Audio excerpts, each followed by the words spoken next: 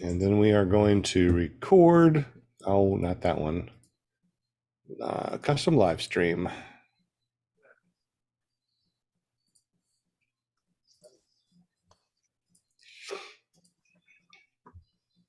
And we are live. That is so awesome. I really love the way this thing works. We're probably going to have a couple people joining us. It looks like we got the Parachick in the chat. Brian Waller, PPG, the other Nick is with us. Welcome to the show. We got 5 people right now. Hopefully we get a couple more people in here in a little bit, because tonight we're going to be talking about safety in paramotors and safety in pilots, since Amy George just brought that up. Thank you very much. All right, so before we start the show, like we always do, we're going to introduce everybody that's on the panel. We got Mark and Amy George from Paramotor I USA. Welcome, guys. They're going to be talking to us about how they are implementing more and more safety stuff, and Mark is upside down. That's pretty interesting. Safety stuff into paramotors in paraswagusa.com. We also got JP Tulo in the house. JP is our TikTok Tulo. TikTok Tulo, tell us a little bit about your TikToks, and are you up to millions and millions of views yet? Oh, I got a couple big hits, but a lot of my videos recently just been kind of not doing so good. I don't know, but that's not what I do it for. I just have fun with it, you know. And really, more than anything, it's nice to go back and look and have a record of flights and events and stuff, and be like, oh, I remember when that happened, or oh, I remember that one time who's his face crashed in a lake, you know, stuff like that. So, Is it easier to look back on TikToks or on YouTube's? I mean, the nice thing about TikToks is they're so quick, you know, it's short and right to the point. And, you know, YouTube videos, you kind of get lost in the length of the videos. And which is another reason why I like making the TikToks, is because it's a 60-second clip. You can, you know, spend weeks making you know, a 20-minute YouTube video, and you know, everything has their ups and downs, but it's whatever. Change your name. Whatever. Well, sounds good. I guess we'll if somebody wants to see your TikTok stuff, how do they get to you? You have to buy me a drink for my TikTok. There you go. There you go. I like that. I thought just you said something else. You can go right here to JP Tulo, and yeah, right there. Oh, okay. JP Tulo on TikTok, and then or www.jptulo.com goes right there. JP Tulo on YouTube, JP Tulo on Instagram. You get the point. That is my thing. So, right on. All right, good deal. All right. Thank you for sharing all your TikTok stuff. I hope you get 100 million followers just because absolutely you put that on there. Appreciate everyone's support. If you guys find me and you heard about it from the show, send me a message and I'll follow you back or something. Yeah, show the love back. Yeah, say that ClearProp TV sent you, or PPG Grandpa sent you, and maybe he'll send you a prize. Right. Hey, or a shout out. Tonight there is likely a shout out or something on an upcoming clip, maybe. Ooh, there you go. Tonight there is a prize that we're going to be giving away at 8 o'clock. So make sure you say hi to JP Tulo in the chat and let him know that you want to be in the spinning wheel of winning things. Yay! All right. Thank you, JP. We also got Brian, hey, Bill Waller in the house. What's up? Hey, Bill. What's going on, guys? How are you? I'm glad that you made it here this week. We've been missing you, buddy. Yeah, man. I've been missing my unlimited data plan on the phone I used to have, and traveling, not having Wi-Fi. I finally got a good spot with service. I'm in an awesome spot in New York. I made it all the way up here, and been flying off the top of a mountain here. You're gonna have to wait for the video, but it's coming soon. It's been a long trip since I saw y'all moonshiners. It's been awesome. But if y'all want to check out some of my videos, you can see it at ppgbrian.com. And sometimes you can find me here on Monday nights. Not as much recently because I've been traveling, but definitely looking forward to catching up tonight. Well, traveling is always good. What are you doing in New York? New York, New York, man.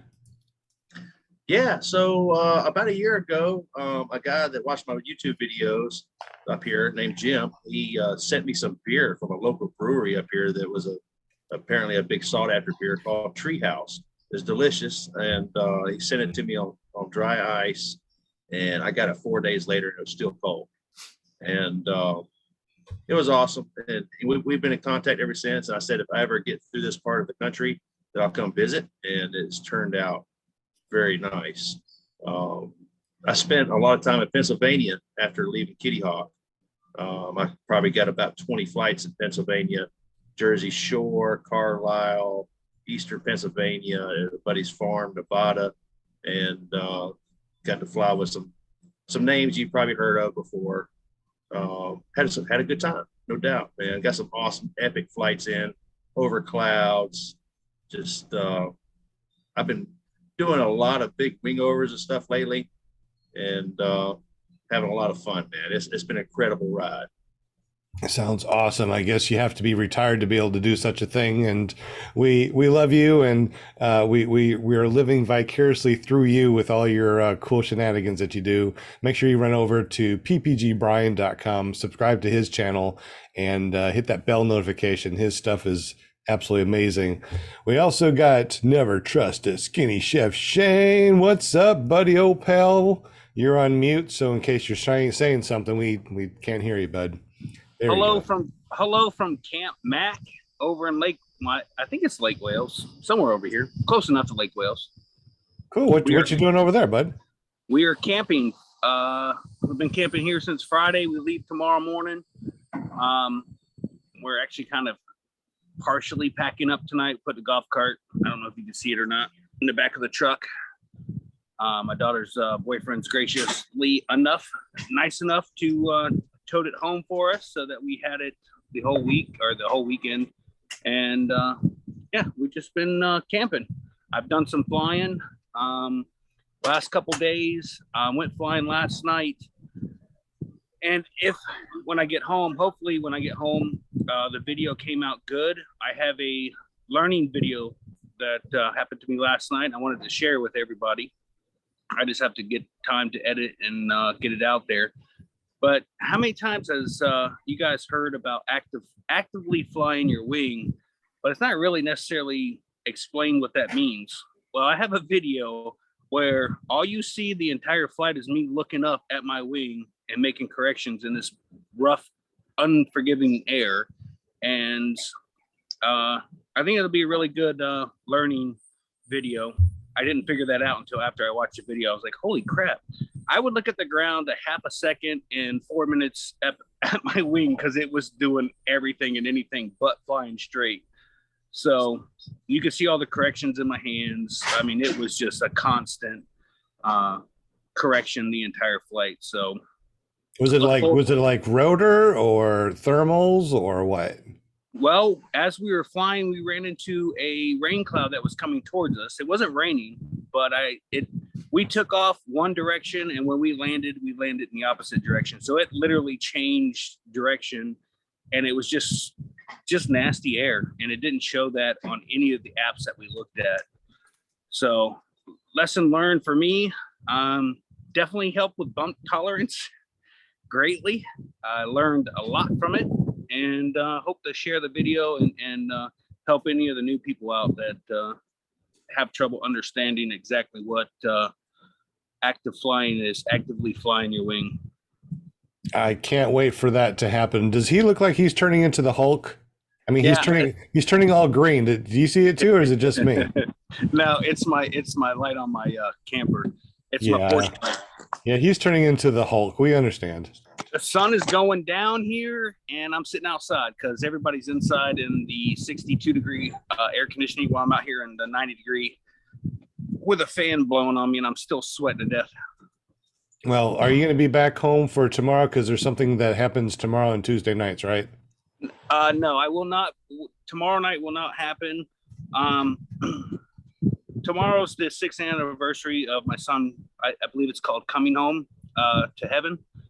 and we will not be doing a show tomorrow night. I'm not going to be in the best of moods, so we will have to wait till the following Tuesday.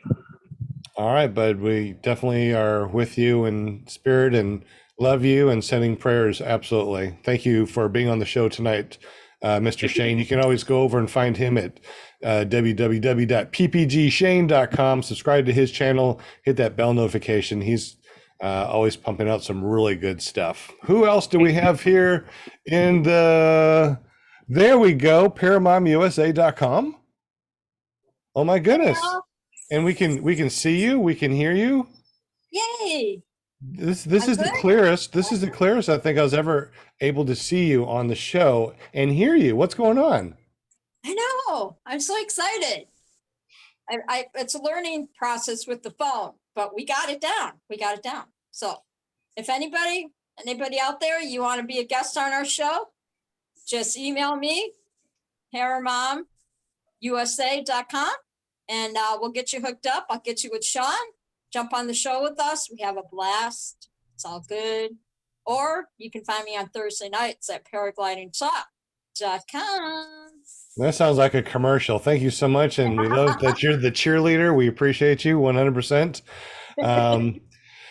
We also got Flying Flamingo Jade and PPG Lear on the panel tonight. That's really awesome. How you guys doing? Hey guys, we're doing well. Just getting things kind of wrapped up from our last trip. I don't know if you guys knew we lost some tires and got new tires, got them mounted, got that fiasco taken care of, and everybody's been trying to talk us into going to Ohio, and I think we're going to go, and I think we're going to take the little trailer, and we're just going to sleep in that. So we won't have a bathroom, won't have a shower, won't have a stove. You mean no one can poop in your shower now? Man, I'm starting to think about this. This is starting to suck. We should take Wait the a minute. fifth bill. Wait a minute. I just bought a I think it holds 5.3 gallons of waste. It's a personal porta potty thing that you put in your camper. Jade can borrow that. She'd be the first one to use it, but you have to dump it. I'm not dumping it. But they do at Dave Purdon's, they do have outhouses. They do have water. They don't have any showers, anything like that. But I did just buy a double outdoor shower house thing. So if anybody is in the need of taking a shower, that's on the, let me clarify this. That's on the show. I don't need a community shower, but if you guys need to use that, you're more than welcome. It's the setup's pretty cool. You can see it in Brian Waller's video that we talked about on last Tuesday night show. You got hot water, you got privacy, and it's good to go. So, but Jade, if you need to use that for your business, then you're more than welcome. I'm just saying, I'm not going to use it. Actually, I take that back. Someone's supposed to be flying in Friday morning, so you might have to come over. I don't know how that's going to work. We'll talk about it later. We'll figure it out. I just totally forgot my wife's coming. So Jade, you get to use the toilet. Apparently, Eric, you got to go outside. Yeah, That's Eric, typical. I feel like I'm back home in Wisconsin. Eric will fill it up the first time. Yep. So anyway, Jade, you also have a show that you do on Wednesday nights. What's that all about, real quick? Yep. Really? It is Girls Just Want to Fly. Girls. And it is Wednesday nights. Stop yourselves. Wednesday night, 7 p.m. Central. And this week we have 3 gals. It's a mom and a daughter, and they're from Sun Prairie, Wisconsin, and another gal from Minnesota. And they are hot air balloon pilots.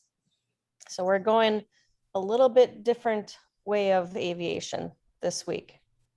Well, this actually sounds really good. And just in case y'all didn't know, which I'm sure you do because you watch the show all the time, Jade has an all-female cast that talks about paramotors and other forms of aviation. So make sure you go over to paramotorgirl.com and hit that subscribe button, hit that bell notification so you are aware when she goes live and posts new videos. Now, Eric, you also fly, but you don't really post a lot of stuff up on your YouTube. Is that correct, bud? Yeah, that's correct. I film a lot, but I just use it for basically if anything goes wrong or if I see something neat. You know, I don't really post much. I run out of time. This YouTube and stuff just keeps me busy. That's true. That's true.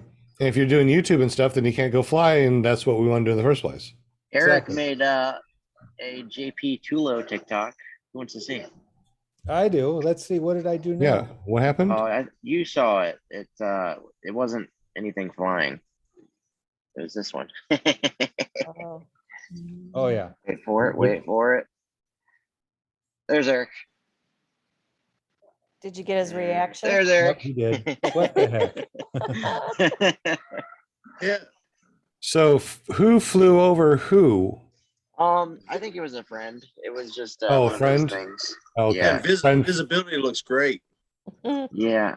Well, the camera Um, makes it look worse than it was. I'm sure. Yeah. I'm sure it was free and clear of clouds for a mile, and the It camera was- lens was just. This gives was you just kind of a foggy. better idea of the situation. Like the visibility was absolutely fine once you get out of that Oh, yeah. little layer on the surface.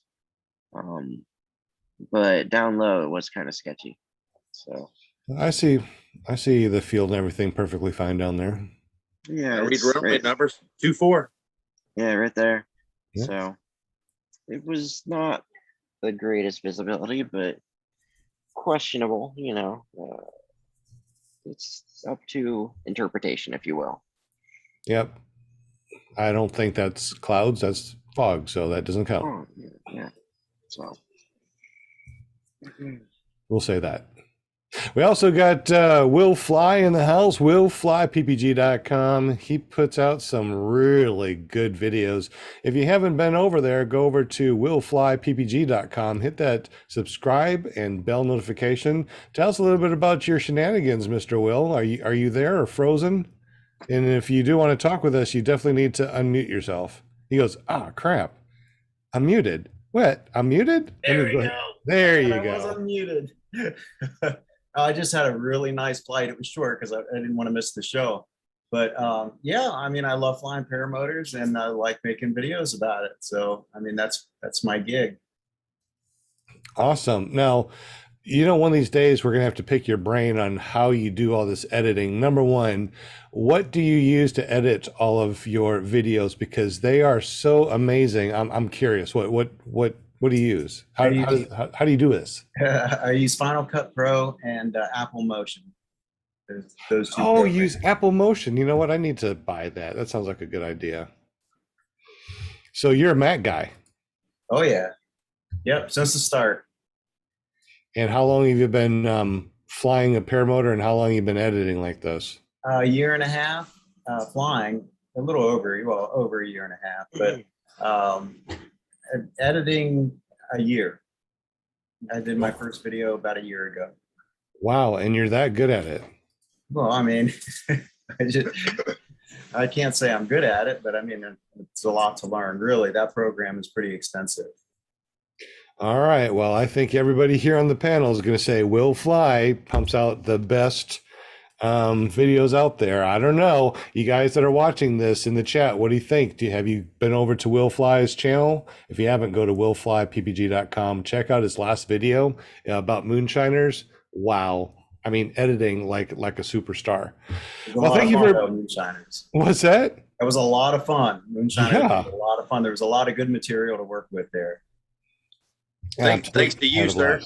Yeah. Yeah, yeah, no doubt. Hey, Brian, I really enjoyed your video, your last video that you put out from Kitty Hawk. Awesome. Oh, thank you, man. Yeah, and I recognize your background there somehow. It looks familiar. yeah. But when I was out, I was out a little bit too far, but that's where the dolphins were. I was circling around the dolphins. Oh my gosh, I can't believe you didn't see that. Dude, it's not illegal. It's just accepted risk. I mean, Yeah, this, you know, you're right. You're that's right. all it is. Yeah. Yeah. Good stuff, man. I wanted to get out of there. That's the first time I flew with flotation. So that was a heck of a flight. It's a little more than ankle deep there. Well, it's actually good that you're talking about this because our topic tonight is safety with gear and safety and pilot skills.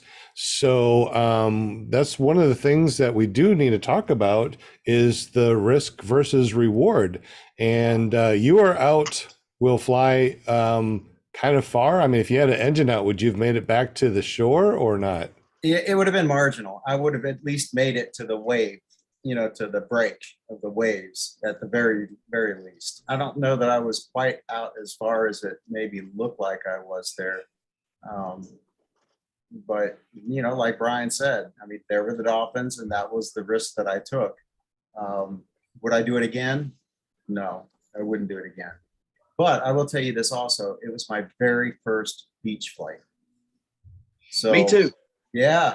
And wait, it was only your second morning flight, if I remember correctly. And last. What? Yeah. Unless I get to fly around the Empire State Building or something like that, it's going to take a lot to get me to fly in the morning. But that was well worth it, Brian. That's awesome. That is awesome.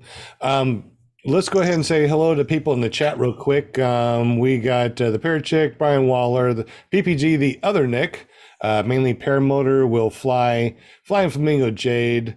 What is this? Mad Slopper? I don't think I've even seen you here before, so welcome.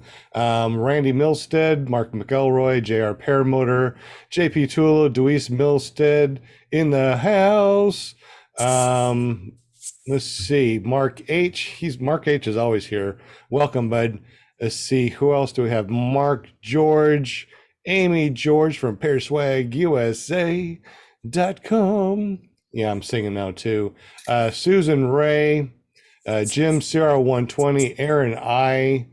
Let's see, Kent Stamey in the house. He says, hello Parafam, it's a freaking hot one today, and he donated $10 in the super chat. Thank you very much, appreciate that. Brian Waller, of course, he's right here with us anyways, but it's always nice to hear our name every once in a while, which means PPG Grandpa's in the house too. PPG Grandpa, woot woot. Yankee Paramotor, what is it? What? I think you wanted to hear his name. Exactly. Well, I haven't seen Skinny Chef Shane in the chat yet. I'm scrolling down. I'm trying to find That's you. because it's Cupcake Krista. I'm on her phone. Oh, Cupcake Krista. All right. Just made it there. Cupcake Krista. And of course, never trust the Skinny Chef Shane.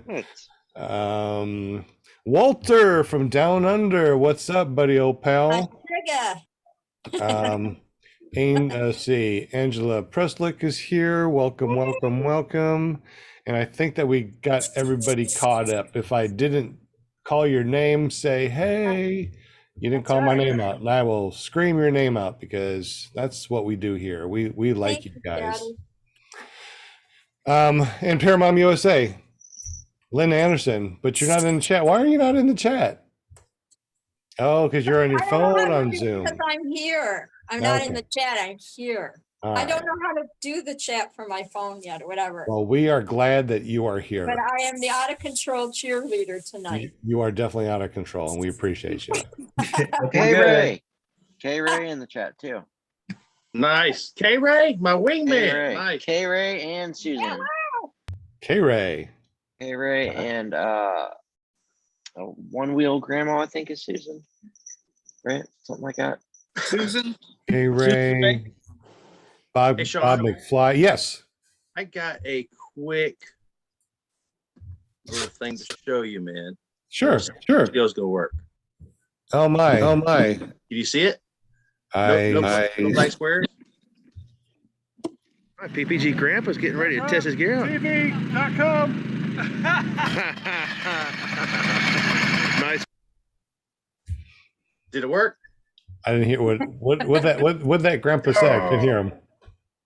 It must be my laptop. It said clearproptv.com. Oh, clearprop. .com.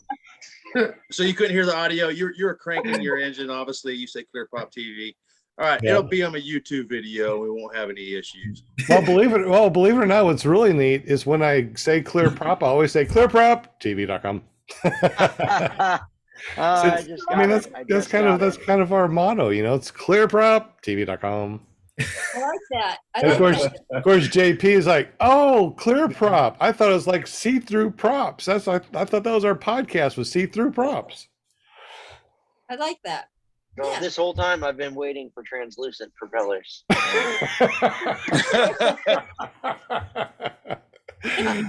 That is brilliant. I love it. Absolutely love it.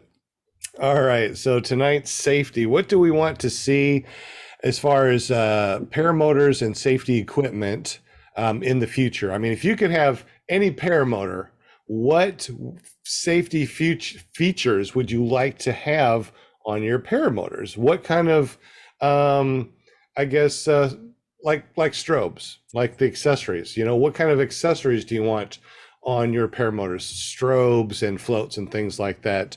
If you have anything like that you are thinking about right now, say something in the chat so we can talk about it. And we also have Mark and Amy George. They own paraswagusa.com, and they have some safety equipment that they want to talk about. Who wants to talk about it, Mark or Amy? I don't see Amy, so Mark. Here's something for Will right here. Ooh, will float. Yeah, Will fly and Will swim. He can wheel paddle. Will inflate, flotation. So y'all remember meeting Nick down at the We couldn't see it. Go ahead and let's see it again. What is that? What am I looking at? these are power floats.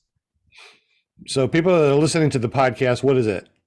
This is a chargeable, pretty much life jacket for you and your paramotor, and they make them in different sizes. I believe. I can barely hear you. Like your microphone is. I don't even. Is this better? Not so much. Here, use mine. Wow. Okay, that was loud. My phone works great. Go. Now I hear an Mute echo. yourself, Mark. Or turn your volume down. Hang on one moment. There we go. All right. You Now might show it off. you might have our show in the background and one of your tabs. That's from the. To turn your background on. Oh, they both got their microphones on. Yeah, not anymore. Yeah, not now. Okay. So yeah, these are power floats. These are made for your paramotor, for you and your paramotor. They make them in different sizes. I believe this is a 70. Then we have a 60 here, and the only difference is the size of the cartridge that goes in it. You actually have a pull cord. If for some reason it doesn't deploy, or you want to get it deployed before you hit the water, but they actually have sensors built into them that when they get wet, as soon as they read water, they automatically deploy. All right. What is the 60 and 70 you were talking about? What does that mean? That is just the size of the cartridges that go in here. Dude, that's a huge cartridge. No.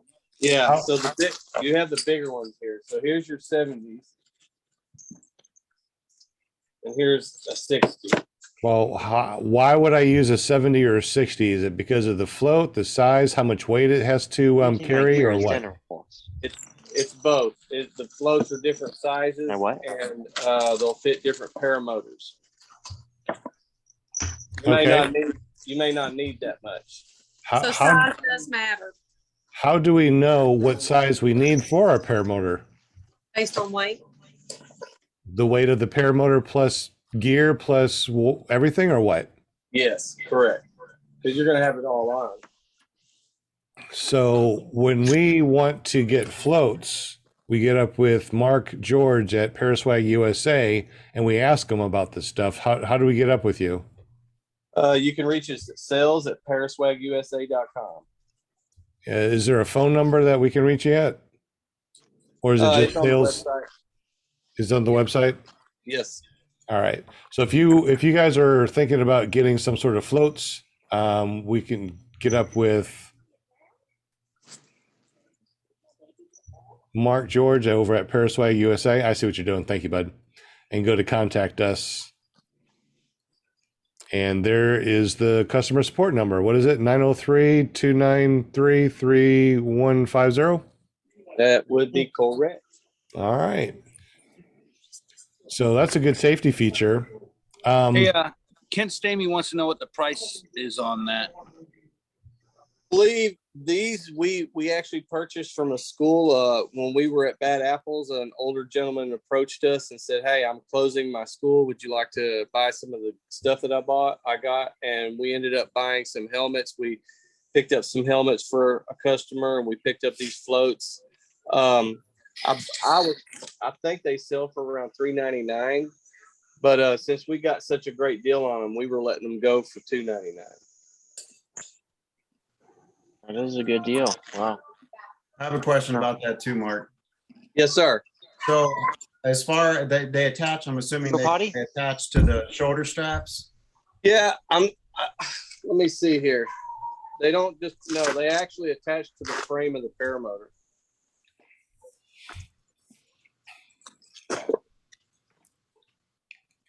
If you can see these, this is one set. This is actually just the power float.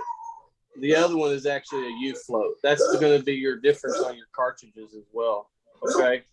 One has a lot more flotation device built into it. These don't. These are just going to be, like you said, JP, for your shoulder straps. I hear dogs in the background. Whose dogs is that? Whose dogs is that? This Oh, right that here is yours? a Okay. float. This is a U float. This one actually will go all the way around the pilot. If you can see that, it's folded in half. For people that are listening to this podcast, can you explain the difference between the two that you just showed? Okay, so the U float attaches to the paramotor frame. It goes on each side of the paramotor and around the back of the pilot's head. These right here are just for each side of the harness. Hey, I got a question from Kent Stamey. He wants to know what the Clear Prop Family discount code is for Paraswag. For Kent Stamey, you can add 25%.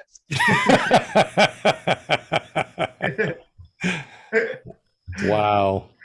I feel the love. You should have asked me what the discount was. So how do we know if we need to get one of these power floats, Mark or Amy? If you're in the desert. I'll tell you what Kyle Oakley told me. You fly over water and you don't have flotation device, you die. Yep.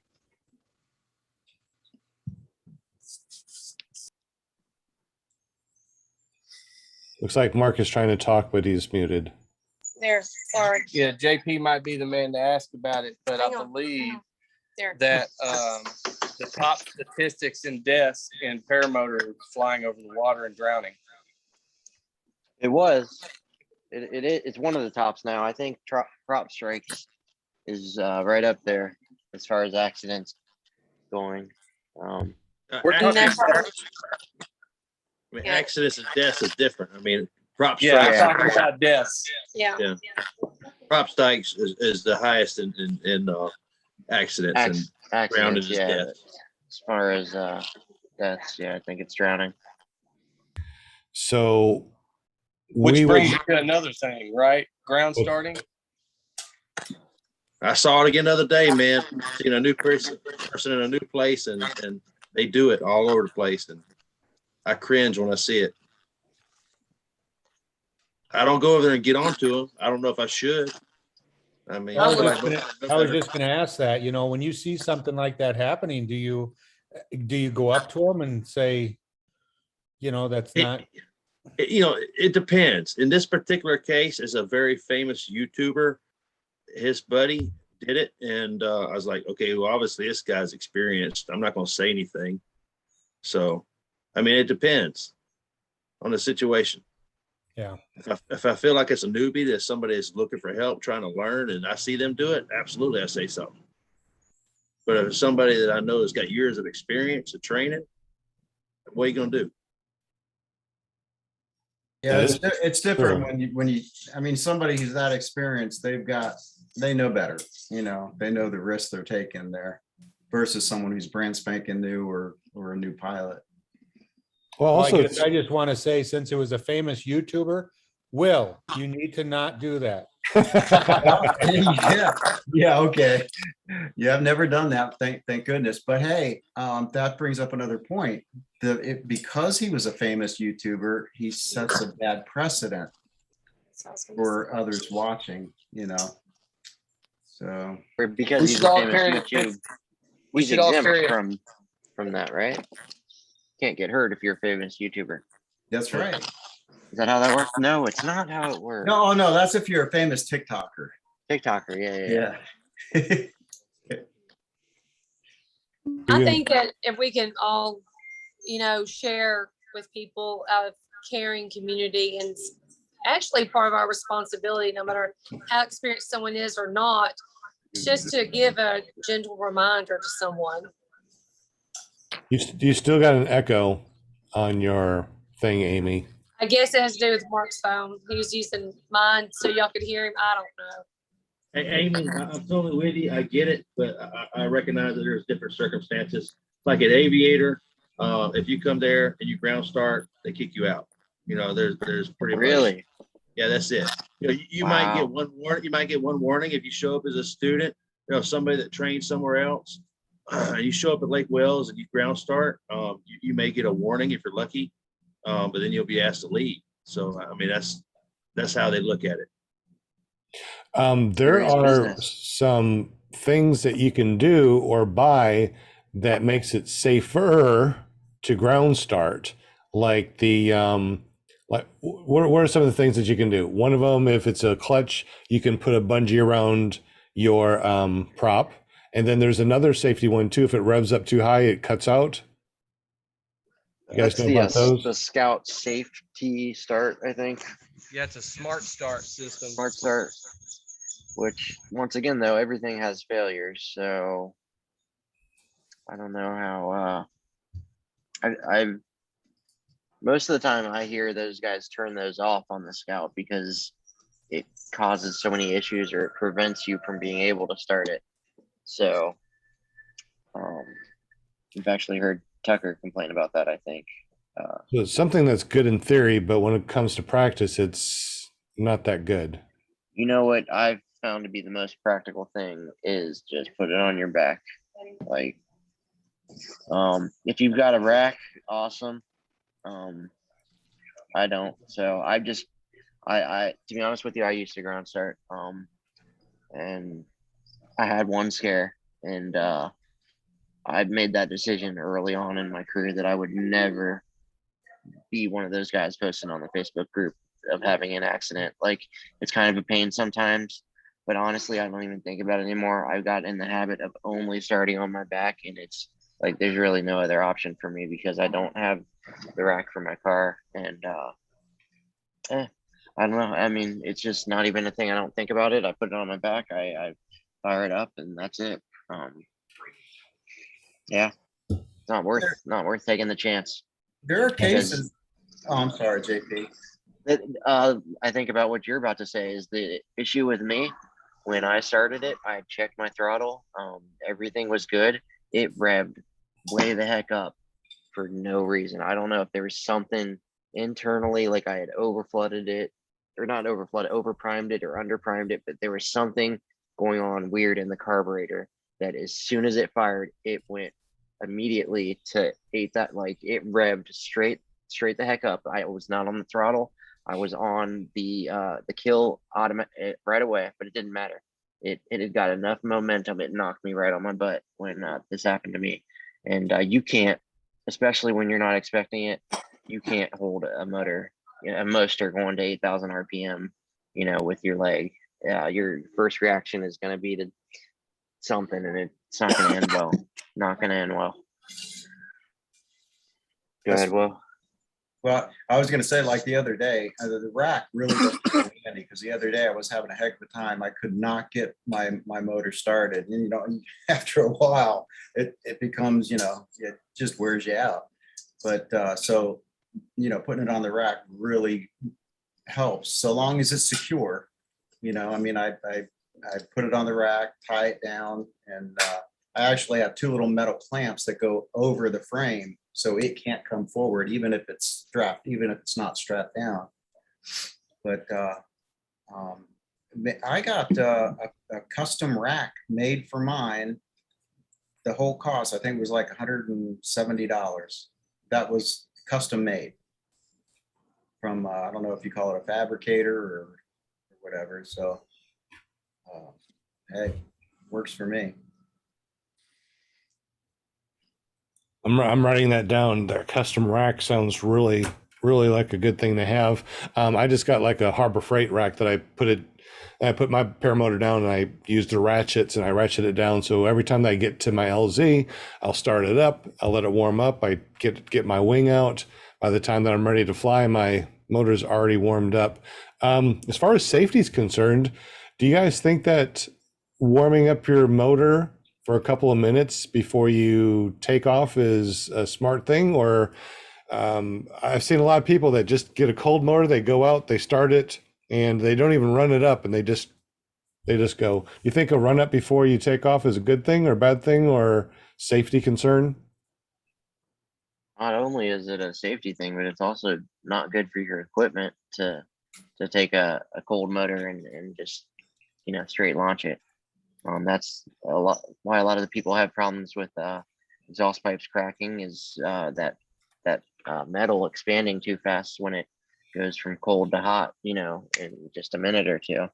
But yeah, that's absolutely, you want to take it to full RPM before you launch, so that if you have an issue, you have it before you're in the air, versus being up there and or not being able to launch because you can't achieve full RPM and you run into a tree or a gate or run out of Right. taxiway before you get midair. So yeah, absolutely. Yeah. Anybody on the panel have anything that they would love to see on a paramotor that just comes standard? One of the things I think that we talked about last week was a hook knife that just comes standard somewhere on your harness. Anybody have anything that they'd like to see standard on paramotors? Oh, and the dudek harnesses, I believe, going along with the hook knife theory, is they have a little rape whistle right here that you can take off, and say you get lost or something, so that could be going there with your knife, Sean.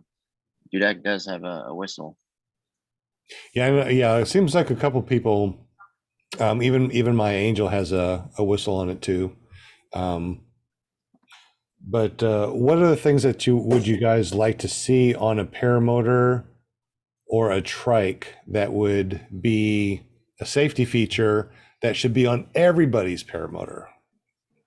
Like, why are the hoops not already floatable? I mean, they're hollow. Why are they not filled with some sort of foam or something, right? I mean, that would make them more. I think the answer for that is just because of give and take. If you don't fly over water, you don't want to sacrifice the added weight of that, or as well as the added cost of having that versus having just metal frame. If you fly in the desert, or if you fly never over water, that's not something that's going to be important to you. So but if you're flying on the beach, whatever, absolutely, that's a great option to have. Mark McElroy, or McElroy, sorry, so used to calling him the wrong name. He said for the 5th time, strobes. He thinks strobes should be standard on every paramotor. Yeah, once again, I agree. It adds cost, though. It adds cost. It adds complexity. What if you never fly, in the 30-minute before or after sunset window? It's a great idea if you're made of money, but if you're trying to enter the market at a competitive price point, you can't add features that not everyone's going to be interested in. I totally agree, JP, but let's see by a show of hands. Who flies paramotors that is not interested in flying 30 minutes before sunrise or after sunset? I mean, Yeah, yeah. I don't know anybody. Definitely after sunset. Yeah. I fly with my strobes on every time I go out. Just one more way of people seeing me up there. And I would too if it was tied into the electrical system on the motor and I have to worry about a damn battery. true. Good point. I mean, that would be awesome, right? Absolutely. Yeah. All right. So that's something interesting that I didn't even think about, that, what if you are flying in the desert, you don't need something. And how much more weight would foam be in the hoop to make it Well, buoyant? Hey, actually, Jim, CR120 says I'd like to know why the fuel tanks aren't positioned with their buoyancy in mind. So, other words, because the tanks are so low, if you land, let's say, with a quarter of a tank of fuel, and you got all this extra airspace in there, because it's so low, all it wants to do is push your head into the water if you land. But if that tank was towards the top of your motor, say sitting on top of your motor, and I guess more or less gravity fed into your motor, the fuel tank to your motor, then when you do land in the water, you would have buoyancy already naturally above you, which would keep your head above water. I actually, Jim, that's a really good point. That's a damn good question or point to make. If that tank was actually sitting, say, about your shoulder or head height, not that I'm too comfortable having fuel above a hot motor right at my head, but it's not like I would lose any hair if it caught on fire. But I mean, if you go into the water, it'd be perfect, because then it would be above you. Right. And the Fresh Breeze has that right now. Yes, it does. You can't block airflow to the engine, though. I mean, you got to be able to cool the head of the engine and the engine block. That's part of the design, to allow the engine to cool. As well as 99.9% of people aren't going to have a water landing, and you got to think about how comfortable it is to walk around with a motor where the center of gravity is up at the top versus being down low. It's going to be about comfort for the majority versus that 0.01% of the time that you land in water. It's right. I've seen frames that have flexed, and the prop actually cut the fuel tank, and if it cuts the fuel tank down below, that's not horrible. But if it cuts it above, right here where your head is, and that means that you'd be full of gas. I don't know. What do you think, guys? typically, if you're moving forward, if there's a leak behind you, it's going to continue to go behind you. But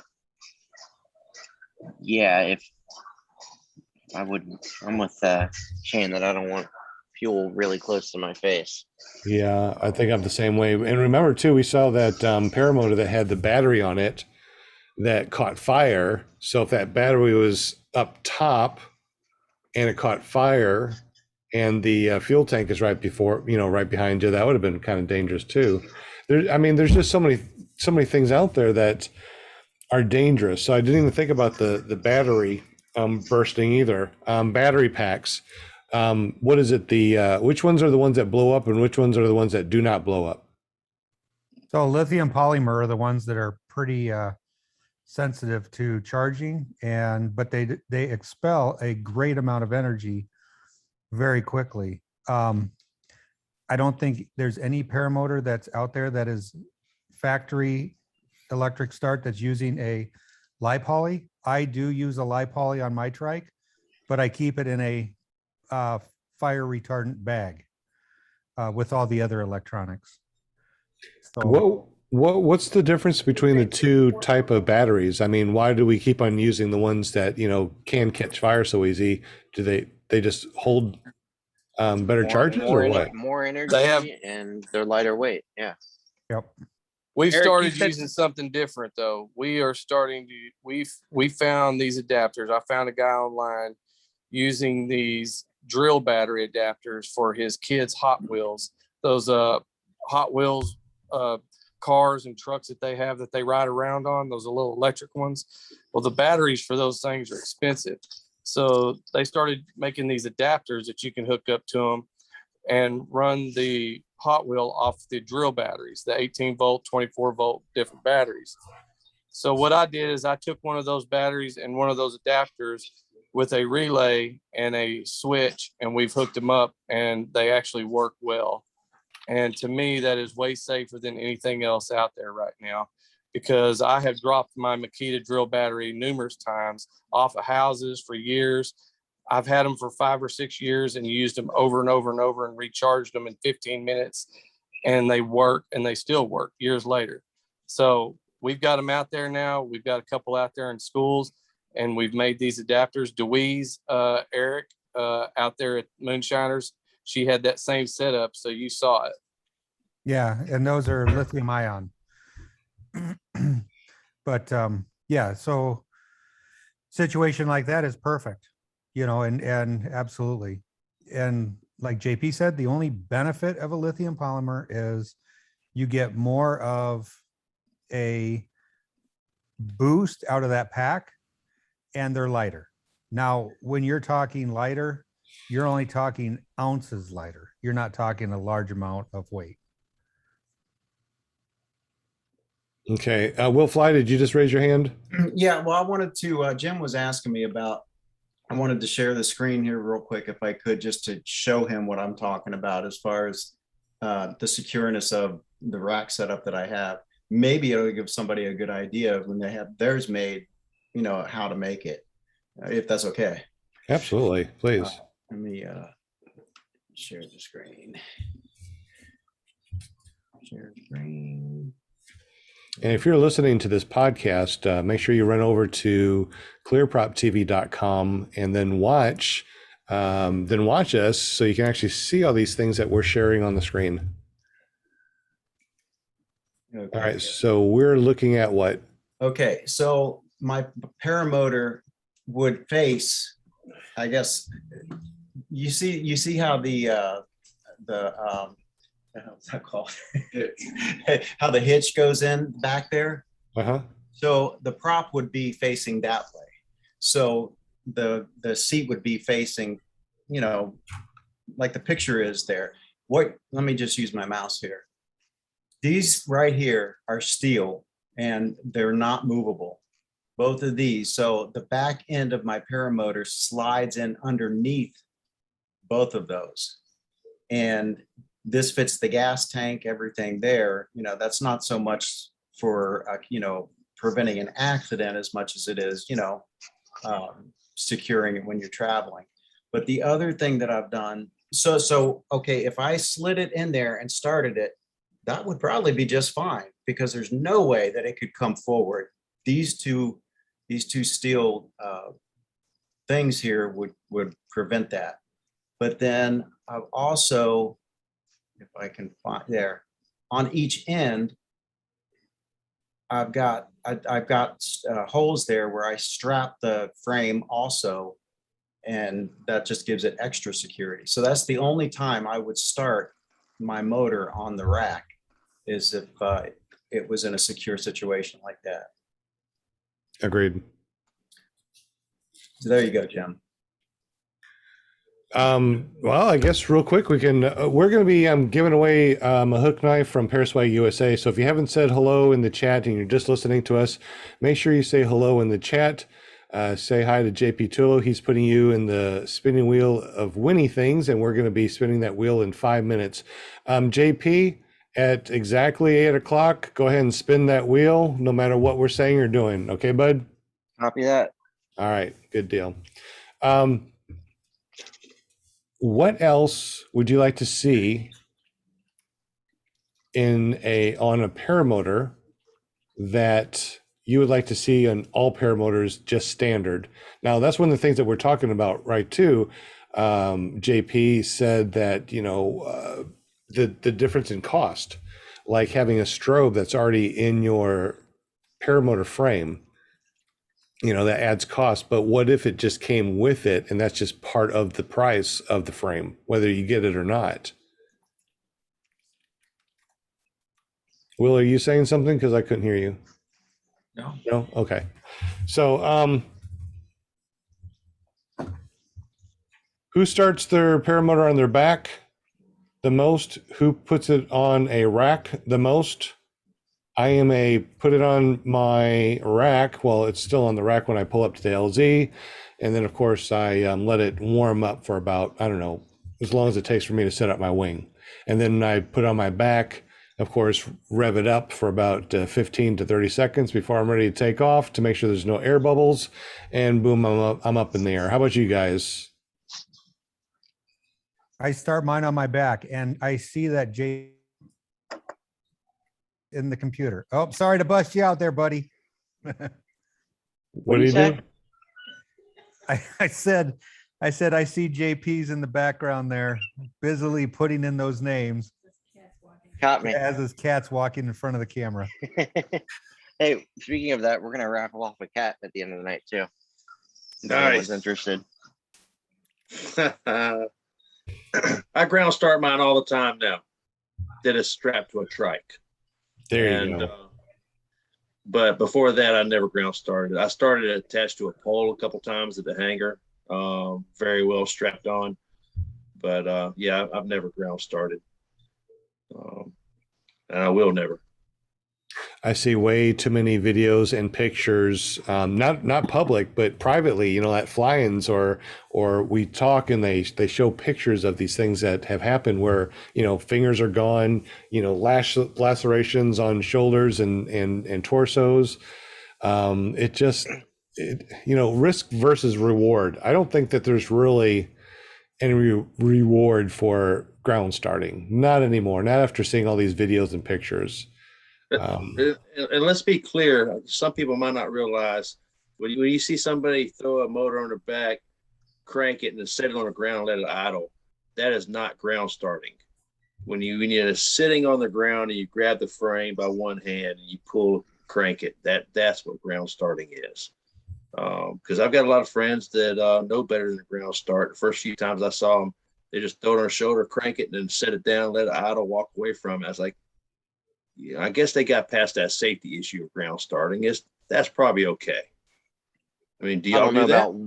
I don't know about walking away from it. I'll set it down and stay within, you know, a couple steps of, you know, if I'm getting my helmet set up or whatever, just to let it warm up, because that's a kind of heavy to be standing there for 2 to 3 minutes while the motor warms up. So yeah, occasionally I'll fire it up, then put it away, but close enough that I can grab that kill switch if it starts acting funny, which it will do if say you don't have fuel in it or something. If that leans out the motor, and that will rev up the motor and cause it to fall over or go kind of crazy. If it's running out of gas, that changes the fuel mixture. And so you got to be careful about that. Just because you've got it started doesn't mean you're completely out of danger, but I would say the majority of the danger is kind of minimized once you get it started. That's a very good point. That's a very good point. Yeah, my impression was the big part of the danger is a lot of times that they'll rev up really quickly right when you crank them. And that's why ground starting is so dangerous. If it's on your back for that initial part, you've gotten past that first safety buffer. But obviously walking away from a spinning prop and an engine running is always a safety issue. I've tried to start my motor on Krista's rack, but she said no, it doesn't seem safe. So I have to put it on my back. Nice. And I'm back. All right. Brian almost spit his beer out. Yeah. I like Tony's suggestion. He said, you know, about putting a tack on it from the start, and even for tack and a DHT power meter. Yeah. I'm kind of I'm kind of surprised you don't see that. You know, it's not like they're very expensive, $30-$40 for the trail tech or whatever. Mm-hmm. Yeah, I think the issue is a lot of people like the brand or whatever brand they like, and they're going to end up taking it off. So once again, you're raising the price of that unit for something that someone's going to take off or want to change out after the fact anyways. Can So you I explain know. what you're talking about? Sure. What they were saying is that something we'd like to see from the factory is an RPM gauge or an hour meter. One of those is something that a lot of people end up putting on their frames as soon as they get them. But my point was that people tend to like certain styles or certain brands, or an all-in-one. Is it just going to do RPM? Is it just going to be an hour meter? Do you want it to have fuel leveling in it as well? The more parameters that you want to monitor, the more the price is going to go up. So, do you include it with just an hour meter, or you want to put RPM in there too? It's just another thing I think that's going to raise the price of a motor from the factory when they're already so expensive. And I think the manufacturers are trying to keep them as cheap as possible. So everything is just I got an give and idea take. for you. Why don't they make it a la carte, and at least it's available. Yes, it's going to cost extra, but at least that particular unit has been tested with that particular paramotor. You know what I mean? I mean, it's kind of a well thought out plan Absolutely, there. yeah. Sounds good, but a lot of some of these companies are not that big that are making paramotors. Yeah, that's You true. know, they don't have a huge R&D department. I got to point out in the chat that Jim CR20 says, I don't even like leaving the throttle out of my hand with the engine running. I agree. John Wayne says, has anyone heard of two-stroke runaway? I think I know what he's talking about, but I'm not sure. We probably ought to touch on that. But Hot Butter Steve says, being circumcised more than once, I don't even think about ground starting.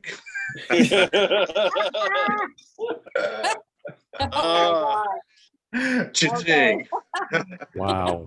And that goes back to my old joke. What do you call a cheap circumcision? A ripoff.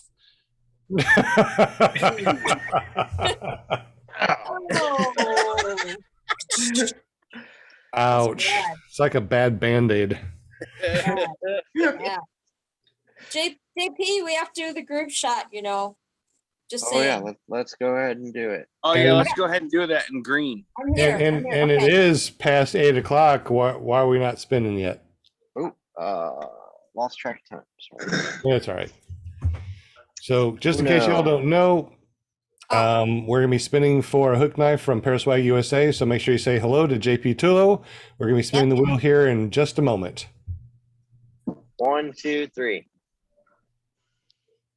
Excellent. JP, when you go to spin that spinny wheel, clean your lens off your camera, whatever you're using there. You got a spot on it. Yeah, a little something going on there. I think it's there. Yeah. It looks like some white stuff on It's your like face. a sunspot or from that lamp. No, it moves. It doesn't move unless he moves his camera, so it's on the lens. I hate when that happens. Gosh dang. Will, you still got your hand up, Will, by the way. Oh, I don't know. I thought when I asked the question, it would automatically go away.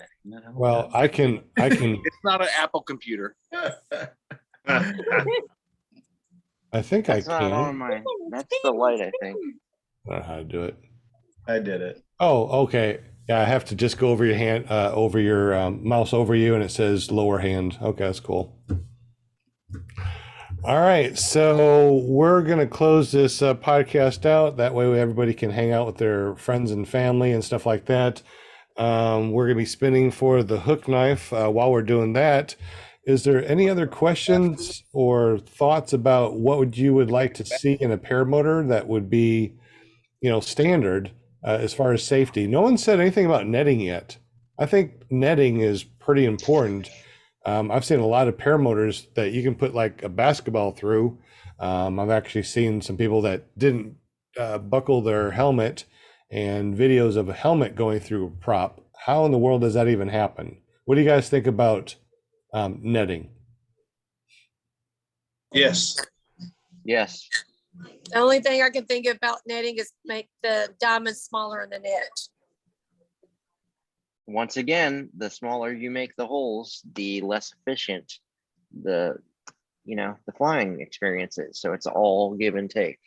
You can make them, like a screen in your window. You could make it that big, but it's not going to fly very good. So I'm not really it's talking about the diamond size and stuff. It's pretty much, you have the netting on the outside, but on the inside, there's like no netting at all. I mean, you can just put your hands through like and the Kangook. Yeah, there's a bunch of I them out think there. they're going for ease of taking apart and putting it back together, and that's the give and take that you get of being able to rip it apart real quick and real fast. It's easy to do that with, but you get less protection. But yeah, I think they should all come with the Kevlar string, not like that was one thing I was really disappointed with on the Maverick is the net string just did not seem very strong to me. It seemed like kind of like kite string. And I had some issues with mine tearing just from general use. Same here, man. I'm not happy with it. I mean, And So the especially Maverick- for the price to replace it, $500. Yeah. $500 for that net. And Well, I think the Maverick has the Kevlar going through the hoop or the ring part, the blue part, and that's holding the net at the top, and then it has it from your twisty tightener things on the bottom. That's Kevlar. I don't think Okay. anything else in between is Kevlar, Yeah. because when I got mine, my starter rope was rubbing and it was like 2 pulls and I burnt a hole through my Yep. net. And then I went and took a lighter to singe it so it wouldn't fray. And I burnt like 4 more diamonds. And it was like, this Yeah. is ridiculous. Yeah. So for the price for $500 to replace it, like it should be, I'm not, poking fun at the manufacturers because I know it's not easy, but you think you would get a little bit more for the price. Yeah, but this goes back to keeping price down, because if they can save $1, they're saving a lot of Yep. money in the long run. Absolutely. In volume. There's You a know. trade-off too. We can build any single part of the paramotor as strong as you want it, but that comes with money. That comes with it comes with liability. It comes with safety issues. There's a lot of things to consider. I mean, Especially when there's a high volume of them. exactly. Well, the other thing, when they're designing it, as far as something as important as netting, it's my opinion that that's an item that it shouldn't cost a lot to replace. It should be easy to replace. It shouldn't cost a lot, because I've seen a lot of nets there around that have just been kind of cobbled back together because of the expense involved in getting a new net. So, yeah, 500. Yeah, me too. I'm guilty. with the Maverick. So, Well, the netting isn't expensive to replace. It's about $10 in material. It's about If you know it's how to about weave it. do 10 it. hours in labor. yeah, 10 Yeah. hours in labor. Yeah. But So they that's what you're design it paying to for. A where lot of people don't realize they complain about the expense, but you're paying for the labor, and nobody would know better than Eric because he's done a bunch of it at this point.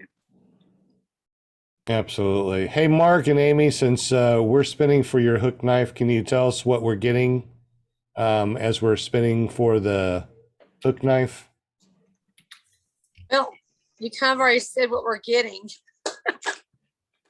Well, right. Tell us about your company, paramotors.com. Come on now. I'm giving you Well- the spotlight here. Well, thank you. Well, paramotors.com, you mentioned about focusing more on safety, making everything a more enjoyable, safe flight for everybody. And the hook knife that we feel is an essential part of that, because anything can go wrong and you might need to, Jay's done it before, might need to cut loose of something real quick so it doesn't get tangled up. And we just feel like it would be something that you just never know. It's just one of those small pieces of equipment. It's not very expensive. It's not very heavy, and you just never know when you might need it. All So righty. thank you, Amy. And with that, I'm going to Spin the wheel. Wait a second. I saw it stopped on my name. I thought you already spun it. Yeah, I don't see hay bale on her anywhere at all. I don't think I seen Ooh. PPG Grandpa either, but you know, Yeah, whatever. they're right next to JP Good. Tulo 3 times. Sean, you should have gave me more counters giveaway, brother. I didn't have near enough. Oh, Calendars? Eric. Jade. Mark Oh. George, you won your hook Bill knife. H. It's gonna be Bill Bill H. H. Are you Bill serious? Bill H. Wow. Excuse me. I don't know, might be Aaron I. Yeah, It's it's a gonna be science Bill H. guy. That's It's Bill. Bill H. Woohoo! Yay. He got the magnet last week and now a hook knife. He's racking up. Right on, Bill Man. H. And Amy, you're gonna take care of that. You're gonna give it to Bill H next time you guys hang out. Yes, the next time we can get together. All I right. wasn't fortunate enough to hang out with him this last weekend, but we'll get together soon. Absolutely. Well, congratulations, Bill H. Yay. And thank you, JP Tulo, for being our computer engineer, our senior network engineer at clearproptv.com. We appreciate you and putting everybody's name in the spinny wheel of winning things. Do you got to go now, bud? We do. I just want to say it's always a Wait. pleasure. Well, what's up? I thought we were giving away a cat. Are we giving away a cat? Come on, let's have one. Let me see what we got here. Let me Hey, see you know we what? got.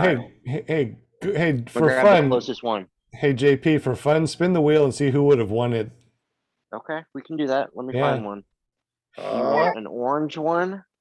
No, wait. An orange you one? gonna put A it. gray one? I want to see you stick a kitten in the oven to pull out a cat. The white one. Oh, I got a lot of crap about that on bad. TikTok. I want you to know. bad. I got people saying that I shouldn't have posted that because it's dangerous and kids are gonna retry and do it and all this Yeah. stuff. Oh, Yeah. really? Oh, wow. yeah. And I don't know. My comment was that if your kid thinks that's okay, you got bigger issues, like, All right. or they shouldn't be unsupervised on the app. DIY Because- printing. Jim said, Right. make sure that he is on the wheel because he wants a cat sent to Canada. Yeah, I saw that as well. Yeah, we'll get one The to go cat in through. the box. Yep. Okay, so Yep. I we're think you gonna just wrap got to up put it on with- dry ice or something like that. Is that how that works? Oh, Can you put a cat on dry ice? jeez. That way he'll make it all the way to Canada. So did you pick your least favorite one there, JP? Is that what you did? No, since I you're giving picked her favorite one. I'm gonna be on the couch tonight, so. Uh-oh. Oh, he's a boy. talker too. He's a talker. So who's Oh, I gonna win can the cat? relate to that. PPG, the other Nick says, can you ship a cat? You know what?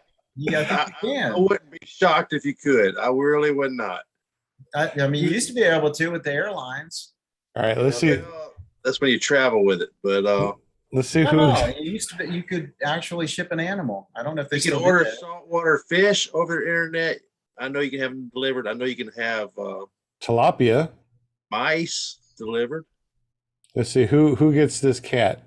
Mark McElroy. JR. Randy Milstead, Mark McElroy. McElroy, Mark's Jill new puppy's gonna Paramotor, Oh, Mark's new Louise. puppy needs a chew toy. Gonna be JR. Oh, let's go with JR It's Paramotor.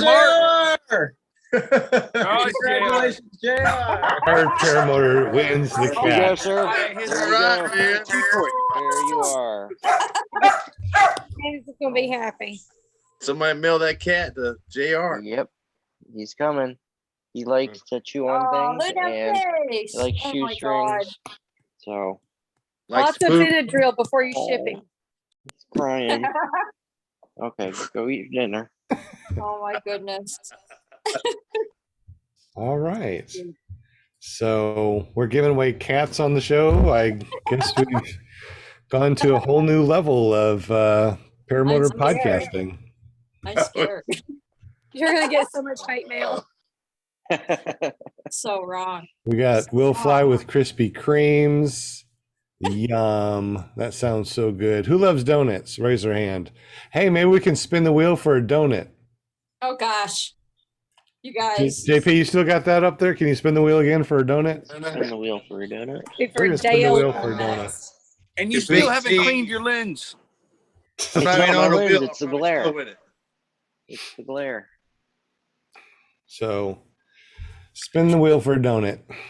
Hey, we got about 15 more minutes before we're gonna probably close down this podcast. So, any other questions in the chat? What would you like to see standard on paramotors or training? I guess we got about 15 minutes. We should talk about paramotor training.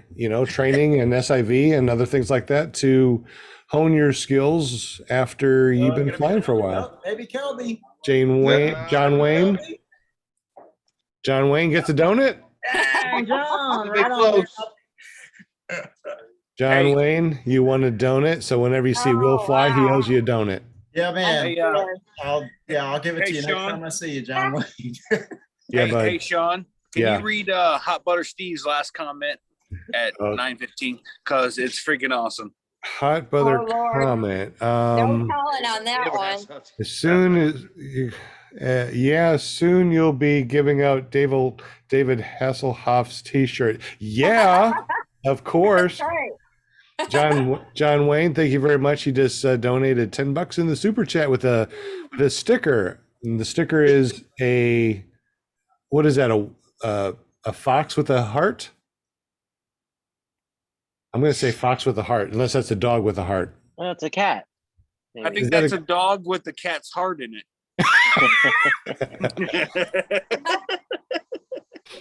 Did you want to get raffled off? Oh, poor buddy. So thank you, bud. Appreciate that donation in the super chat. Guys. He's also a VIP on this channel. So if you want to see videos and things that normal people don't get to, not normal, the public doesn't get to, but only my my members, make sure you run over and join this channel. It doesn't cost very much. Everything that you donate to us, we are using to help improve this channel and helping other people get into the air. Like this next thing that we're doing this next month coming up in September, we're trying to get a disabled vet up in the air for free training and everything. So hopefully that will work. Let's see. Any other questions or answers or safety things? SIVs. Let's talk about SIVs real quick. Who thinks that an SIV would be good for a paramotor pilot after he's been flying for a while? I do. Yeah. Absolutely. Sean, I'm actually at the where I'm at right now camping is where you and I went to the SIV course. Really? That's cool. Yeah. So the cell phone service here is horrible. I had to pay the park's Wi-Fi prices to join tonight, just so you know. What does that even mean? I had to pay for Wi-Fi from the park. Like it's a pay Wi-Fi because the service out here is horrible. Are you paying by the megabyte or gigabyte or terabyte? By the day. No, Wow. seriously, I there's no service. I'd literally have to I'd have to drive 20 minutes to go sit in my truck and have this show or do the show with you guys. But it's important that I support this channel. So I paid, I think it was $6, but I'm just saying. Ow. And I'm getting tore up by mosquitoes sitting out here. Everybody else is inside. It's like 62 degrees. I'm sitting out here with a stupid fan blowing on me. Mosquitoes wearing me out. That's what I do for the show. You know what I'm saying? Supporting all the way.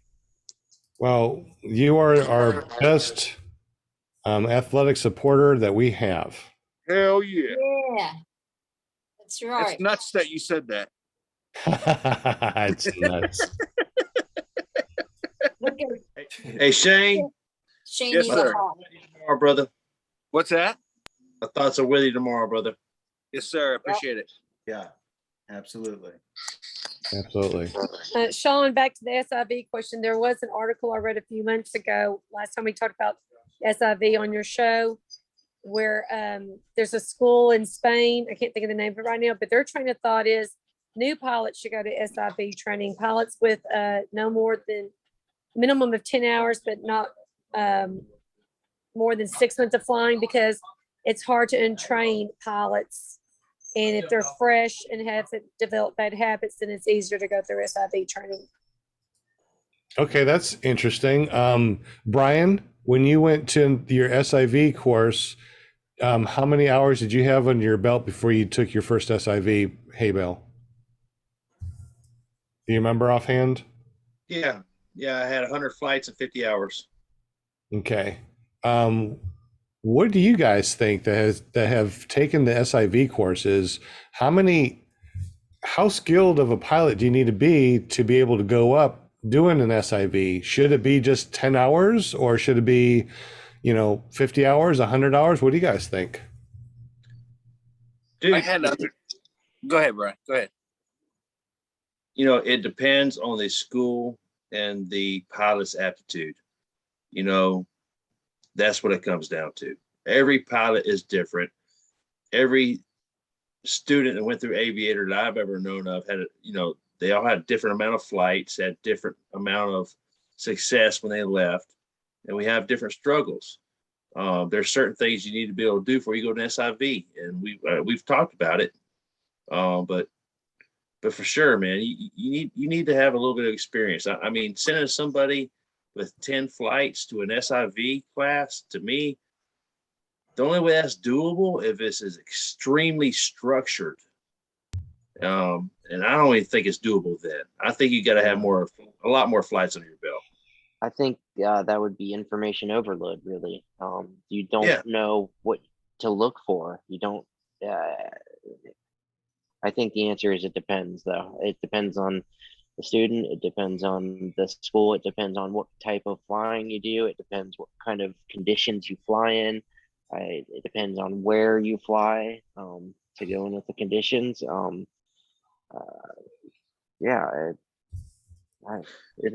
a loaded question. There should be a standard list of requirements out there for a person that wants to take a SIV, and I don't know of anything comprehensive out there, Well, I know for when Shane and I were at the SIV course, you had to have some mad kiting skills in some strong winds and be able to stand in one spot and hold that wing above your head, either reverse or in a forward position, getting ready to be towed up. What do you think, Shane? Mad kiting skills? Yeah, I'm actually posting or putting up my so this is what happened to me. So yeah. Go ahead and show us again. Let me go ahead and spotlight you so we can actually see. So what are we looking at right now, bud? You're looking at me getting drugged. You're looking at me getting drugged to the water. Actually, why don't I just do it this way? This will be much easier.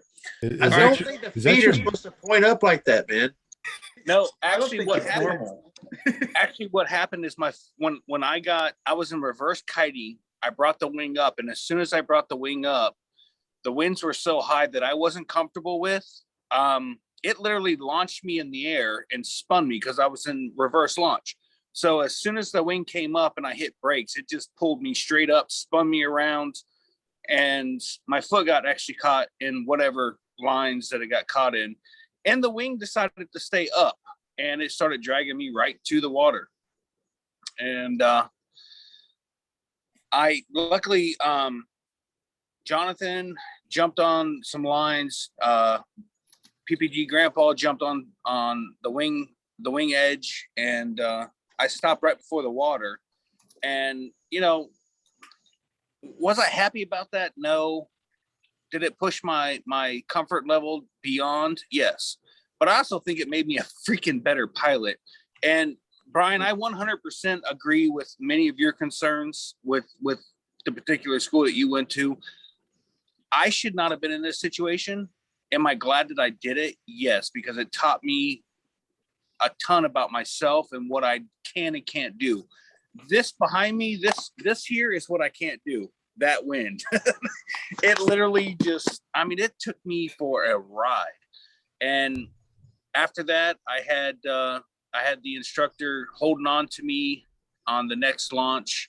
And I still launched after this, but you're talking the time you bring the wing up, you turn around, you bow to tell the boat we're ready, and the boat takes off.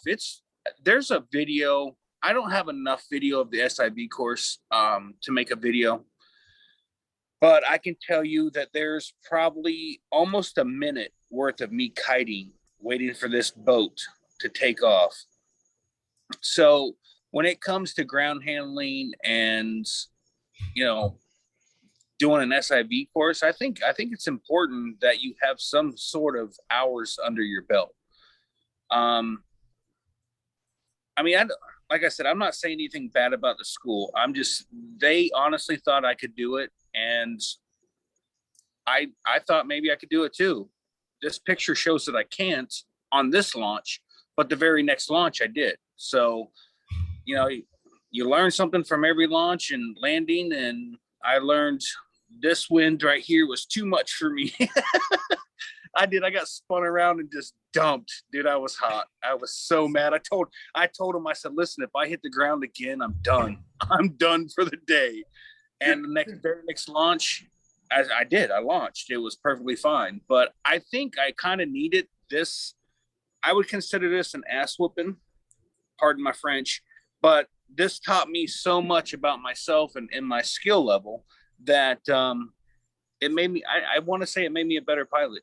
My flying skills since this course has been nothing but positive. And I've actually thanked the teacher, the school, because there's been several occasions where I've taken tip collapses. At Swanee, I got in that bowl and took 2 of them right away. As soon as I got in that bowl, it just 2 tip collapses, and I didn't panic. I would have panicked way before that ever happened in the winds that I was flying in.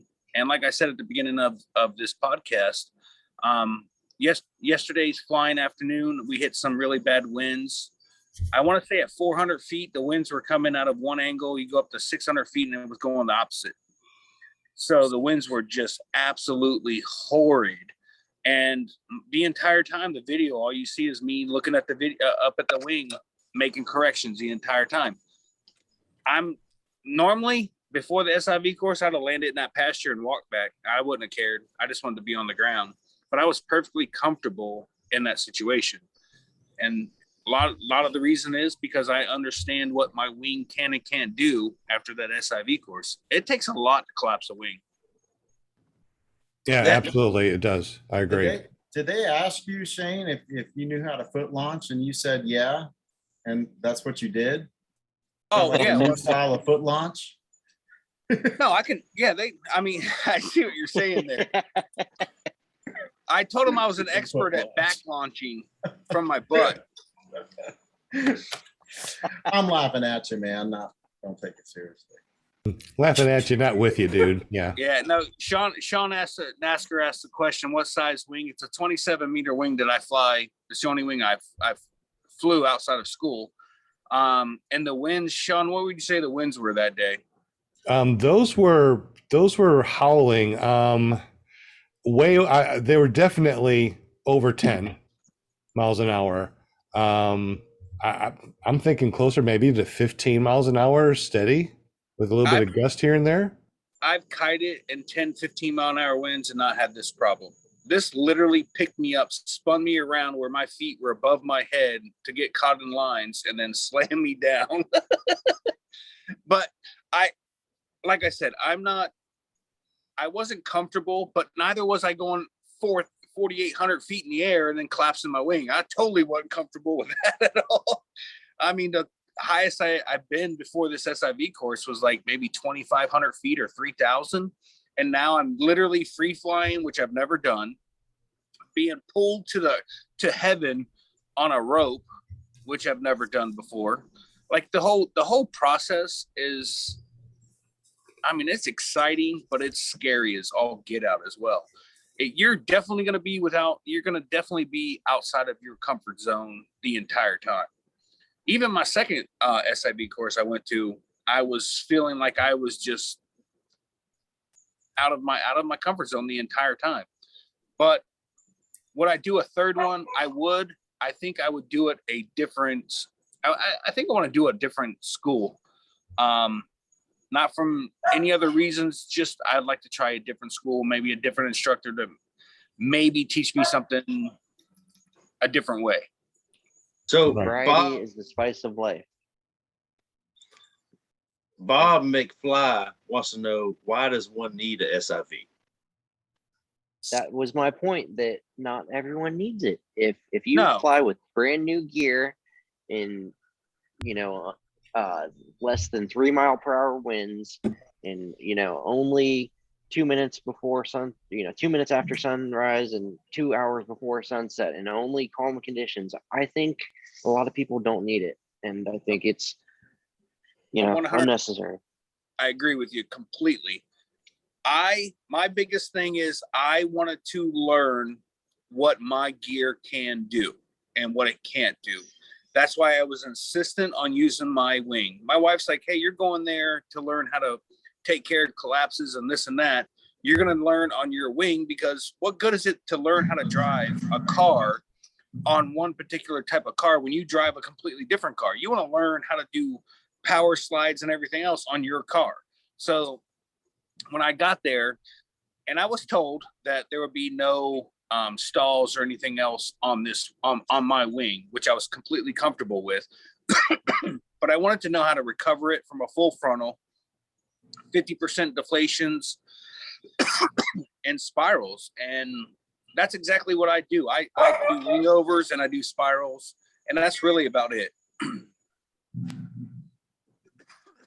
But no, not every pilot needs to do it. And I would not have been flying in yesterday's weather, except for we got caught off guard, even though we checked all of the apps on weather. We just had one gigantic storm come rolling through that did not show on any radar. When we landed, I pulled the radar up and it still showed nothing in the sky. And the winds were completely 180 from each other, 200 feet apart. That sounds pretty scary.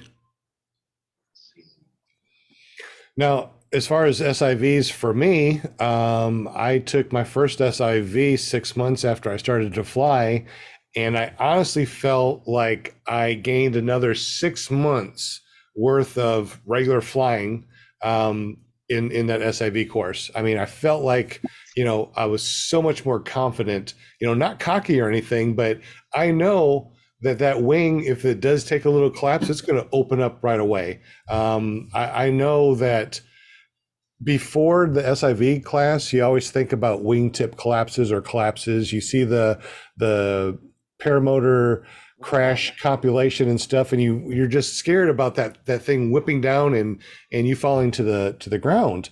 But after going through the SIV course, I realized that it takes a lot of pulling. I mean, I was doing a pull up trying to collapse the doing a beeline stall and collapsing it, pulling the A's, and it took everything I had. And when my hands was cramping up and I couldn't do any more, as soon as I let go, poof, it opened right back up. And since then, I was like, I'm not afraid of wingtip collapses anymore. Matter of fact, I went out this last Sunday. We had a tow clinic, and I went up first to see how the wind was on my motor before we started towing students. And I was getting bounced around, and I actually had a wingtip collapse. Well, it was about 2 p.m. I was expecting something, but I was bouncing around, wingtip collapses. And I was like, oh, wingtip collapse, pretty cool. Because Shane and we can pull big ears. We can take, our outermost days, pull that, and now we're flying at 75% if we're just pulling one side of the big ears. And that's pretty much what a collapse is. 25% on one side, and it's no big deal. Right, Shane? Right. No, 100%. And the one thing I took away from the SIV course that I am so very thankful for is during all of the collapses, all of the whatever you're doing, you have an instructor in your ear telling you to look at that wing. I can't tell you how many flights before this SIV that I never, ever looked at my wing. I concentrated on the ground. And that was a habit that I had to break. And this SIV course definitely helped me out with that. With now, I mean, I spend more time looking at my wing than I do anything else. Once I'm in the air, I'm high enough, and the wing is doing anything funny, I have no problems in the world looking up at my wing. I never did that before. And thanks to this SIV course, I totally am grateful for that. Good night, Brian.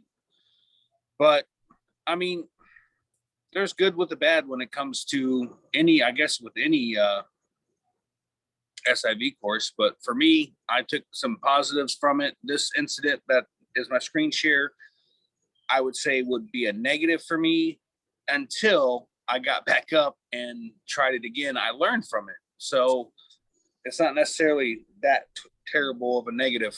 I did learn. I learned not to be kiting in that wind.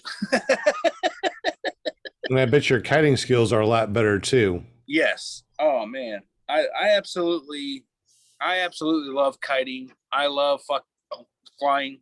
That's why I said flying. I got a bug in my eye. Sorry. This sport is amazing, and you can push this sport as far as you want to personally in between new guys and experienced guys. Your reach is what you're limited to on your personal stuff. And I actually was told yesterday while flying, had Jason Russell Smith behind me, and he's like, dude, do you understand what your wing overs are right now? I go, yeah, I've been working on them slowly. I have not scared myself yet because I'm slowly getting a little bit higher, a little bit more, pendulum action going. And I'm working on it. I think I should be further along, but because I've been so cautious about doing it, which has been safer for me, is the reason why I haven't scared myself. And when I say scare, on a swing set, you get swinging, you get to a certain point, you get light in the seat. I haven't got light in my seat yet, but my wingtip or my wing is almost completely below the horizon. And there's been one or two times I've gotten it the whole wing below the horizon, and I was like, okay, I'm done now. That was fun. And then I reset up, climb a little higher, and try it again. So it is what it is. And as long as you're safe about it, I think the sport is going to be an awesome thing for me and for anybody else. Hey, Shane. Yes. How are you feeling? Don't make him angry. We wouldn't like him if he was angry. You're not looking too good right now. I'm a little under the weather. I see that. You should listen. My light is green. It does not attract bugs. Although I just lied and said a bug flew in my eye, but it doesn't attract bugs. But and green is for gauge, so I wear lime green. There you go. There you go. Yeah, I wouldn't mind taking an SIV. I know Jade right now doesn't want to do it. I wouldn't mind doing it just to see what the wings can do. And maybe I'm doing more than I should be doing without taking an SIV yet. Yeah, I don't know. I think if I had the opportunity, I think I would do it. Well, in the chat, Bob McFly, sorry. He said, interested in Shane talking about doing an SIV with his own wing. This is the first I've heard of this perspective. Like I said, my wife was saying that if we're going to pay the money that we were paying to do an SIV to learn how to deal with collapses, this and that, doing it with your own wing, if it collapses in real life outside of an SIV where you have someone in both ears, because you have walkie-talkies on both sides, you don't have that in the real world. You just have you in your head. So I was insistent on using my own wing. Outside of doing full stalls and this and that, I was able to use my wing for everything.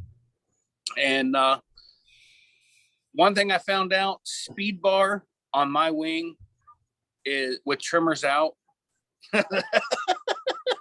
You go from 0 to chaos in a heartbeat. It was something that I wasn't expected.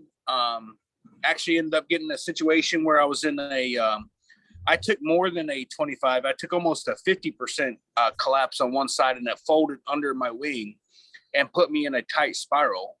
That when I say a spiral, I mean I literally was shrinking in my seat. I could feel my earlobes starting to touch my shoulders because my head was starting to shrink in.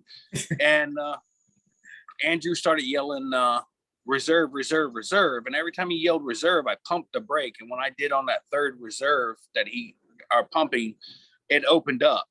But that wasn't the part that you have to worry about. Now you have all this built up energy. And this is where I think it's important to have an SIV, because if you get into a situation like this, your wing collapses, you come out of it. Now you have all this built up energy. It's just like doing when these guys do wing overs or anything else like that. When they come out of the wing over, they have to deal with all of this energy. My wing surged back so far. When I looked up, I never saw the wing. And when I looked, I heard Andrew, before I ever even seen the wing, say, check it, check it, check it. And next thing I know, this wing literally was flying so fast forward that if I didn't check it correctly, I would have ended up gift wrapped, 100% gift wrapped in this wing. And I checked it and I buried the brakes. And it stopped right where it was supposed to. And I worked out a little bit of the leftover energy from that, and everything was fine. And I flew back and landed. And again, as what I still consider myself a new pilot. November will be 2 years I've been flying. This was within my first year, way before my first year, maybe 8 months into flying. Spot landing was not my thing. Spot landings usually required area codes, but and we're on a dike, if you will. There's water on both sides, and I have to come in and land this like with no motor to say, hey, I'm coming in too short or coming in too long. I'll go back around. No. I landed every time where I was supposed to. How? I don't know. I did, but it was awesome. It's exhausting. I mean, Sean and I went back.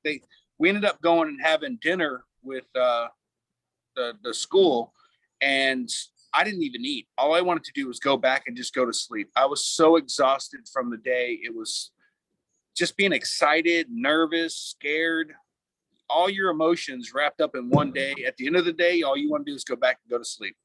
Did you get any video of this at all? I have very, very little video. I think my first 3 tows, I have video, and then the camera died and I didn't realize it. So I videotaped my other flight without it. Yeah. So it, like I said, there was so much going on. Actually reaching down and hitting the power on and record button was just, it was too much. I mean, here I am standing there kiting my wing, stopping a boat from pulling me into the water until the pressure was too much. And then you start running and then you fly into the air. And now I got to worry about if my GoPro's on or what. It's overwhelming. It truly is. But like I said, I actually went back the second time, did a second day. I think I did a lot better the first day. I was using their wing, which happened to be a 30-meter wing, and I could not for the life of me get this thing to come up. I ended up in the water, only about 10 feet off of the shore, 10 feet in the air, and my wing wasn't under control. I got it under control, but they had already killed the boat. So that just left me drifting to the water. And here's the best part. I was looking at the wing when my feet hit the water. I never knew I was going into the water until my feet hit the water, and I looked down and went, "Oh crap!" Boosh! It was over. Power! Yeah, I literally was looking at the wing, and I'm like, "Okay, everything's good. Why am I feeling?" Oh, I was like, "Oh, dude!" And how quickly I got entangled in those lines. The wing fell on top of me, and I mean, within minutes, seconds, my feet were tied. And then the boat came back around. I grabbed a hold of the boat. They got my feet free, and they told me just doggy paddle back to the shore. And I doggy paddled back, and everything was fine. We got the wing out of the water, set it up to dry, and I think that wing went into the water 3 times that day. And 3 different times I had to wait for it to dry. I was standing out there kiting it. I could kite it without it being attached to me. But as soon as I attached it, this 30-meter wing, I think it was a 35-meter wing. It was a tandem wing. I'm not sure why I was on that. I really don't. I'm not that heavy. But Mark H in the chat wants to know, after my SIV course, did I send it in to have it checked over? I did not. After Bad Apples this year, I took it in. It was just not even a year and a half old. And I actually turned it in because I have been doing a lot of spirals. I've been doing a lot of wing overs. I've done 2 SIVs, or actually I should say 1 SIV on it. And it came back perfectly fine, except for the brake lines, which I already figured out that the eyelets, I had the brake lines had actually wore a hole or a line in the eyelet. So we had actually Eric sanded the eyelet down to get that groove out, and then we turned the eyelet so that the groove is at the bottom. Everything so far has been a-okay with it. Everything passed during inspection. Good deal. John Wayne joined us. Thank you for joining us. Bike Man Cody, thanks for the $10 donation. And Amy George has her hand up. What's up, Amy? Did you want to say something? Yes, noticed in the chat about Nick Perini had mentioned something about when he that last flight, when he went into the water, he was flying on our Rebel, and the way the gas tank is situated compared to other units, the gas tank's usually on the bottom with the Rebel. It's on your back, so it changes your center of gravity. He's convinced that Rebel and where our gas tank is what helped with his buoyancy to help him stay above water when he went into 10 feet of water. The other Nick went into water with his Rebel? Yes, Nick Perini. So, that's a, 10 feet of water he went. And he mentioned something in the chat I was going through. So I just kind of want to point it out. But, that's, what unit you fly to could also be considered, safety feature as well. When did that happen, Amy? I didn't catch it in the chat.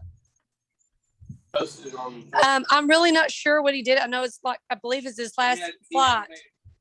Yeah, he hasn't made completely public, but he mentioned something in chat tonight.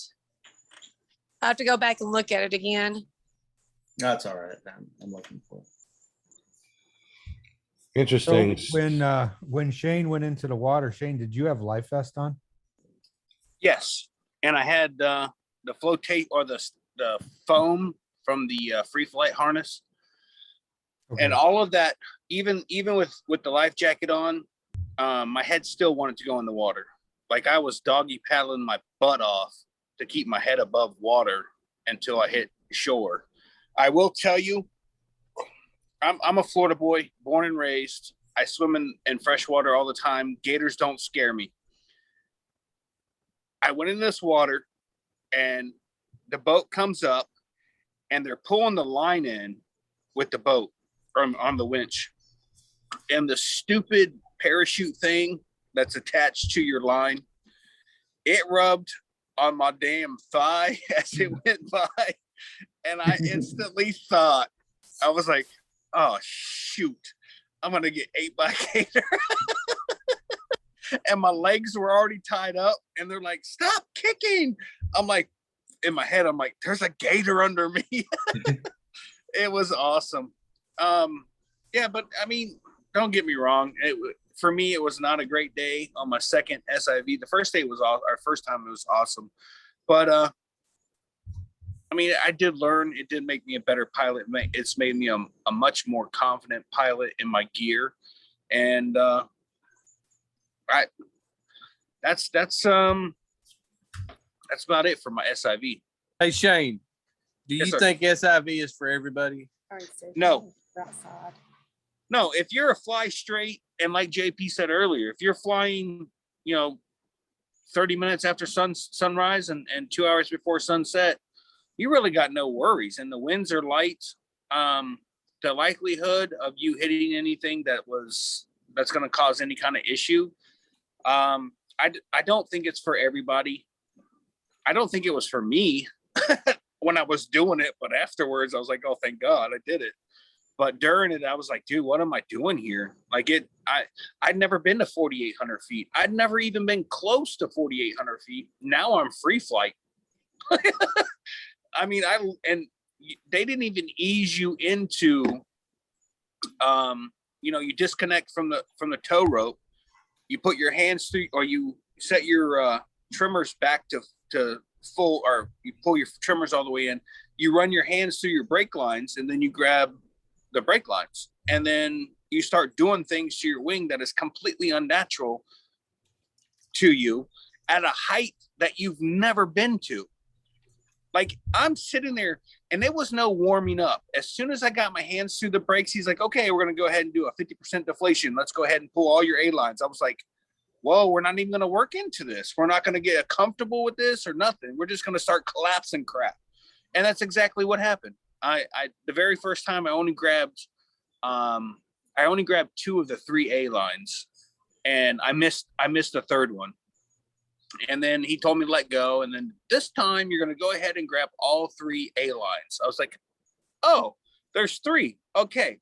And of course my face was all red, and I was just waiting for the bottom to fall out, but it never did. You never, even on a full frontal, you do not feel like you're falling. Like you don't feel like you're just like you jumped off a cliff. It's controlled to a point. I mean, there is a whole lot of chaos going on with your wing above you, but for you personally, you're just sitting there shaking back and forth like this. You're just like, oh crap. And then as soon as you let go, you control the energy and you turn around and do it again.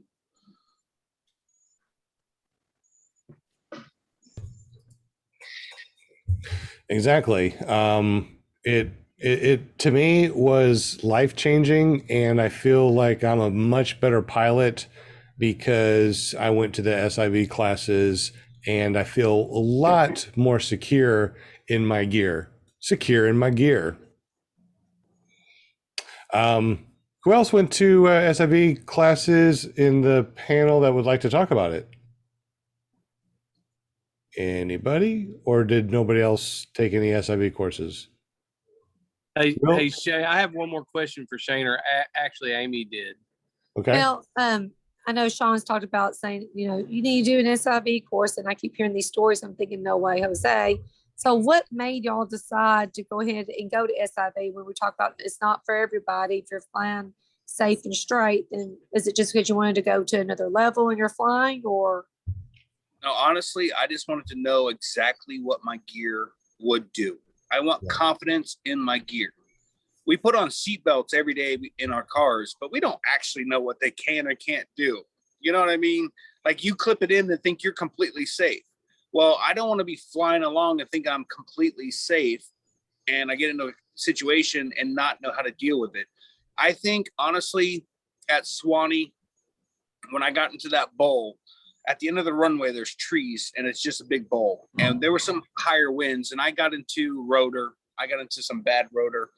And actually, when I landed, after I had taken the 2 tip collapses, I landed and told everybody in the group that was camping next to me, I said, don't go in that bowl. And within 3-4 minutes of me putting my wing away, somebody smacked the ground over there. And I honestly think if I hadn't gone to the SIV course, I'd have just let off throttle and I don't know what I would have done. I mean, that's the thing for me. I wanted to know what my gear is for and what it can do. And I think the SIV course definitely helped me figure that out. I agree. I wanted to know how to do a couple of things when I went to the SIV class. I wanted to do wing overs, spirals, and that's really the only 2 things that I really wanted to do. And it was pretty interesting. And I learned a bunch of things I didn't know that I wanted to learn. So that was pretty cool too. So Sean, when you went to the SIV class with a couple of things in mind of what you wanted to work on, and they were okay with that, or did they want you to kind of progress to that level? Well, the good thing about the SIV schools is that what you want to do is what the instructors want to teach. If you want to just learn big ears, which is actually somebody actually went to a class and just learned how to do big ears. That's all they want to do, just big ears. They went to the school and all day long they towed and they just learned how to do big ears.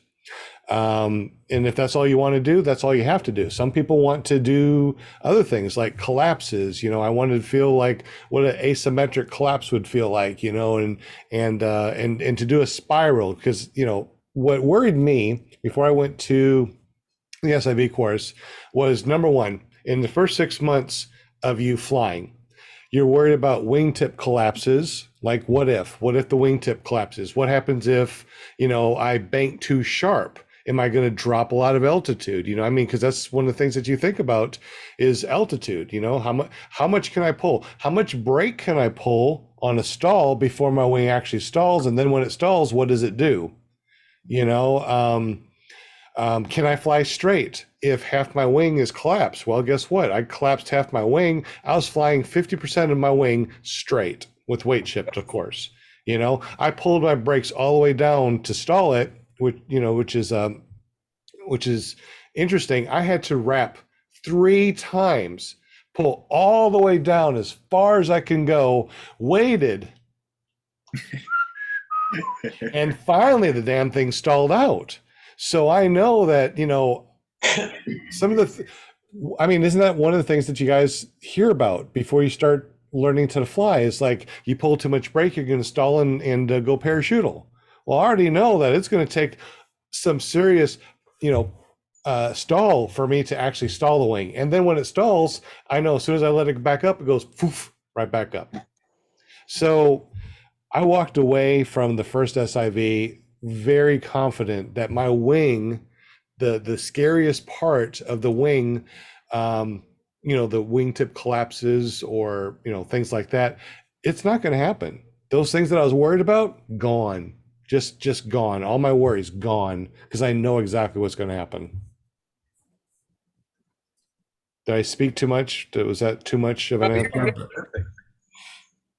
Sean, when you said you took 3 wraps to make it stall, that means you're pulling the wing and making it go backwards. Is that right?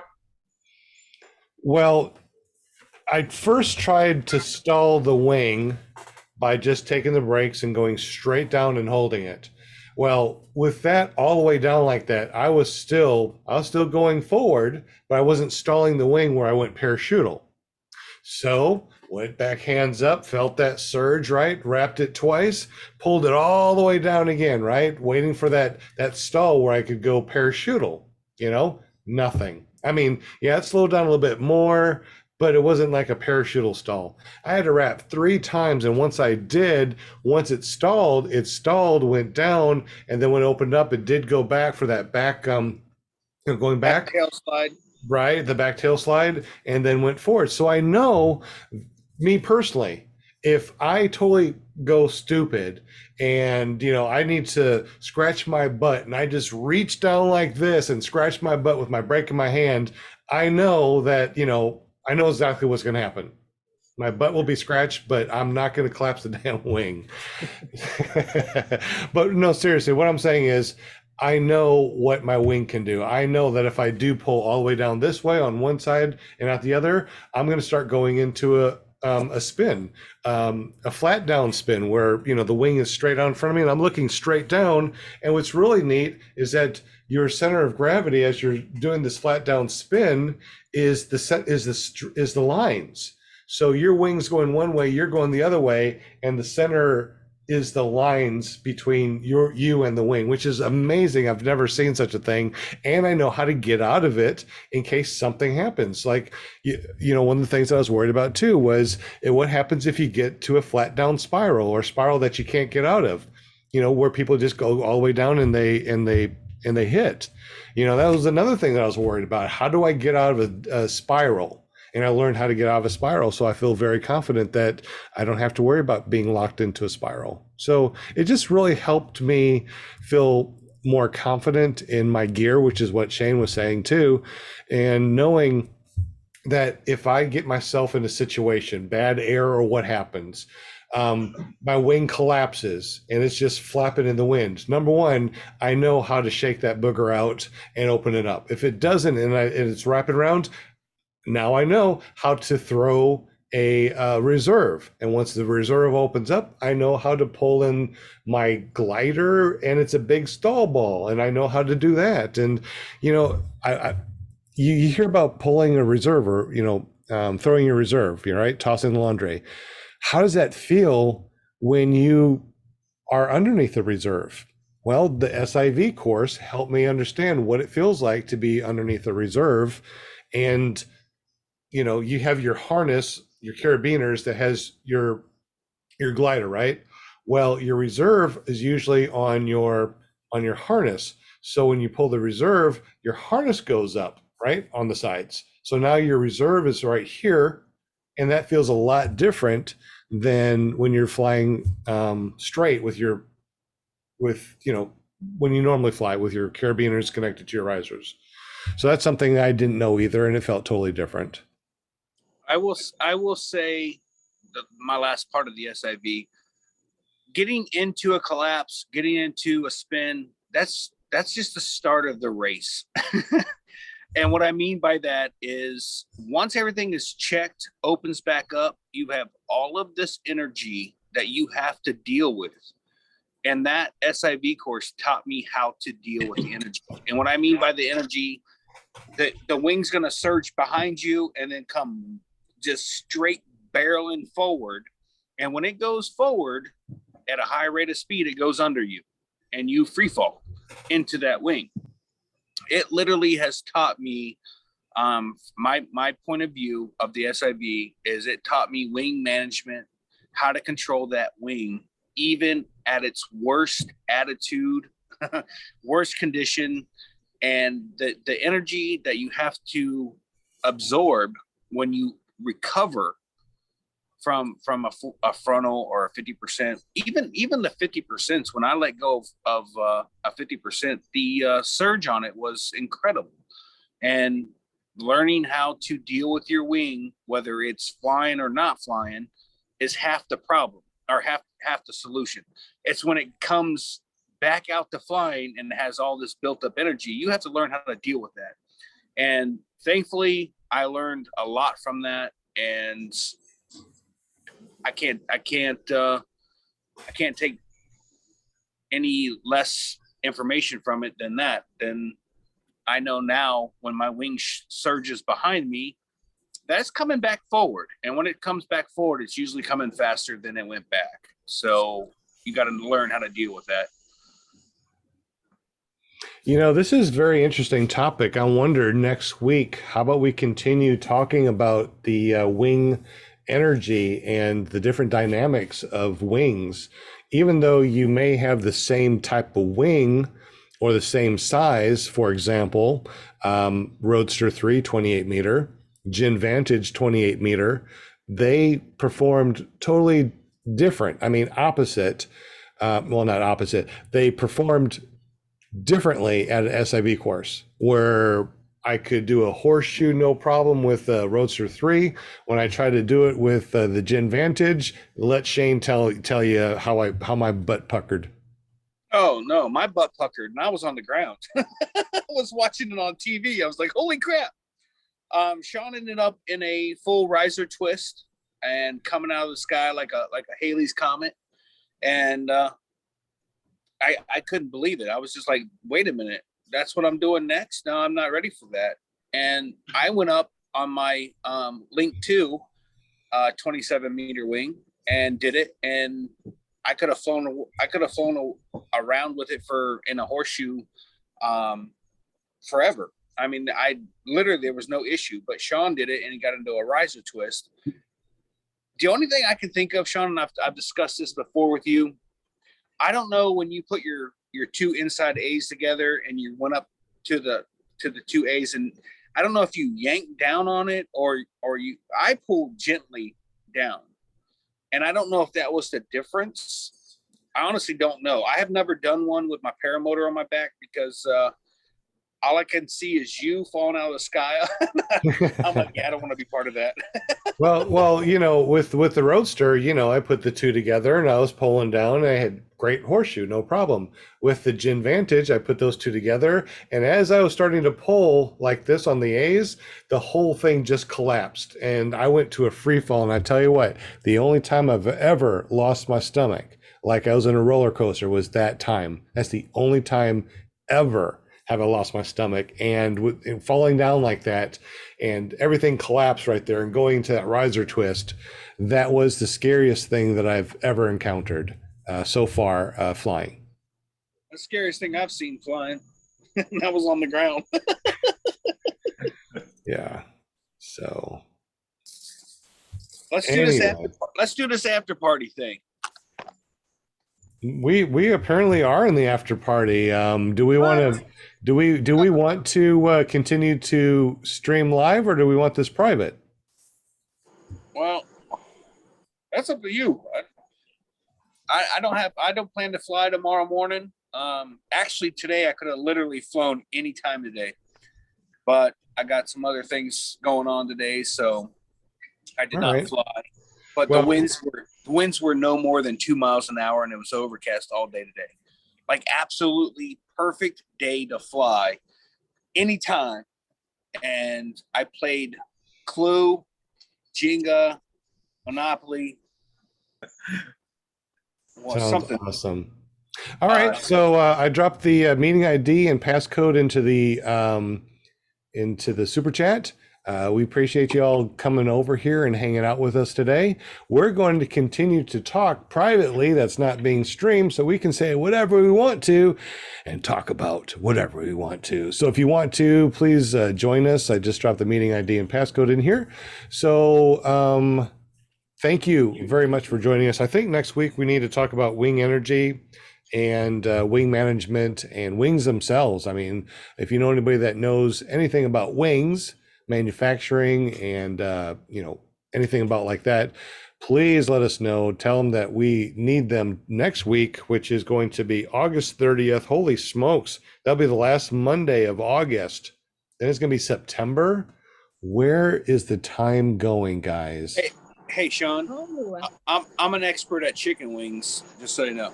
Hey, we are definitely going to be talking to you about chicken wings then. I'm just talking about eating them, not making them. I suck at making You suck eggs at making chicken wings. All right. So thank you guys very much for joining us. Jim from DIY Printing, we appreciate you for jumping in here also and hanging out with us. He's the one that's was able to make all of our calendars, which I gave out, and over at Moonshiners. So I think, hey, does Paramotor USA have any more of those calendars? I know that gave you guys a bunch. Oh, where'd they go? Are they gone? Oh, they're gone already. I think we gave them all away. I don't remember seeing any when we were unloading the camper. Okay. We also gave a bunch to Resurgence CPG. That way they could ask for donations for them and actually, you know, get some bucks. So thank you, Jim, for helping us out. We appreciate you. Will Fly, you can find his shenanigans at willflyppg.com. Never Trust a Skinny Chef Shane. You make sure you run over to his channel, which is ppgshane.com. ParamomUSA.com. That forwards over to Linda Anderson. She's our PR girl. Walter, you can find him at ppgwalter.com. I don't think he's posted anything, but you know, you might need to. John Wayne, thanks for jumping on. He's PPG Geriatric, and you can find him at 123ppg.com. Mark and Amy George over at Paramotor USA, and Nick, he is what? Are you actually going by PPG, the other Nick.com? No, not yet. Not yet, but you probably will. Y'all have a Mark McElroy from Paralife PPG is jumping on. So Mark from paralifeppg.com. I see that you're munching on something connecting to audio. What do you sell over on your stuff, Mark McElroy? He's muted. He's muted. I have decals, cups, and T-shirts, and I just put in about an order of 180 shirts today. So I'll have new colors, and so I'll have those at Dave Purden's. Well, we want to know the fabric and why your shirts are so soft, but we're not going to put that out there for the whole world to hear. This is going to be private only. So make sure you join us for our after show, which is not going to be too long. I think maybe about a half an hour or so, but we definitely appreciate you guys for jumping here. Night, you all, and we'll see you next week on episode 86, where we're talking more about wing energy on Tuesday.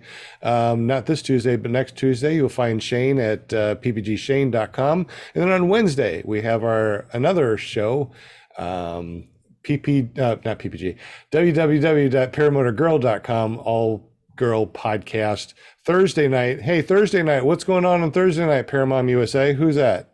Hey, paraglidingtalk.com with your host, Robert Michaels. Be there or be square. And there seems to be nobody that has a show on Friday or Saturday, and David Wolf has our Paramotor Nation on Sunday. Thank you all for listening. We're going to be kicking back here in the after show. You're more than welcome to join us, and we'll see you next time. Peace out. Good night. I don't know.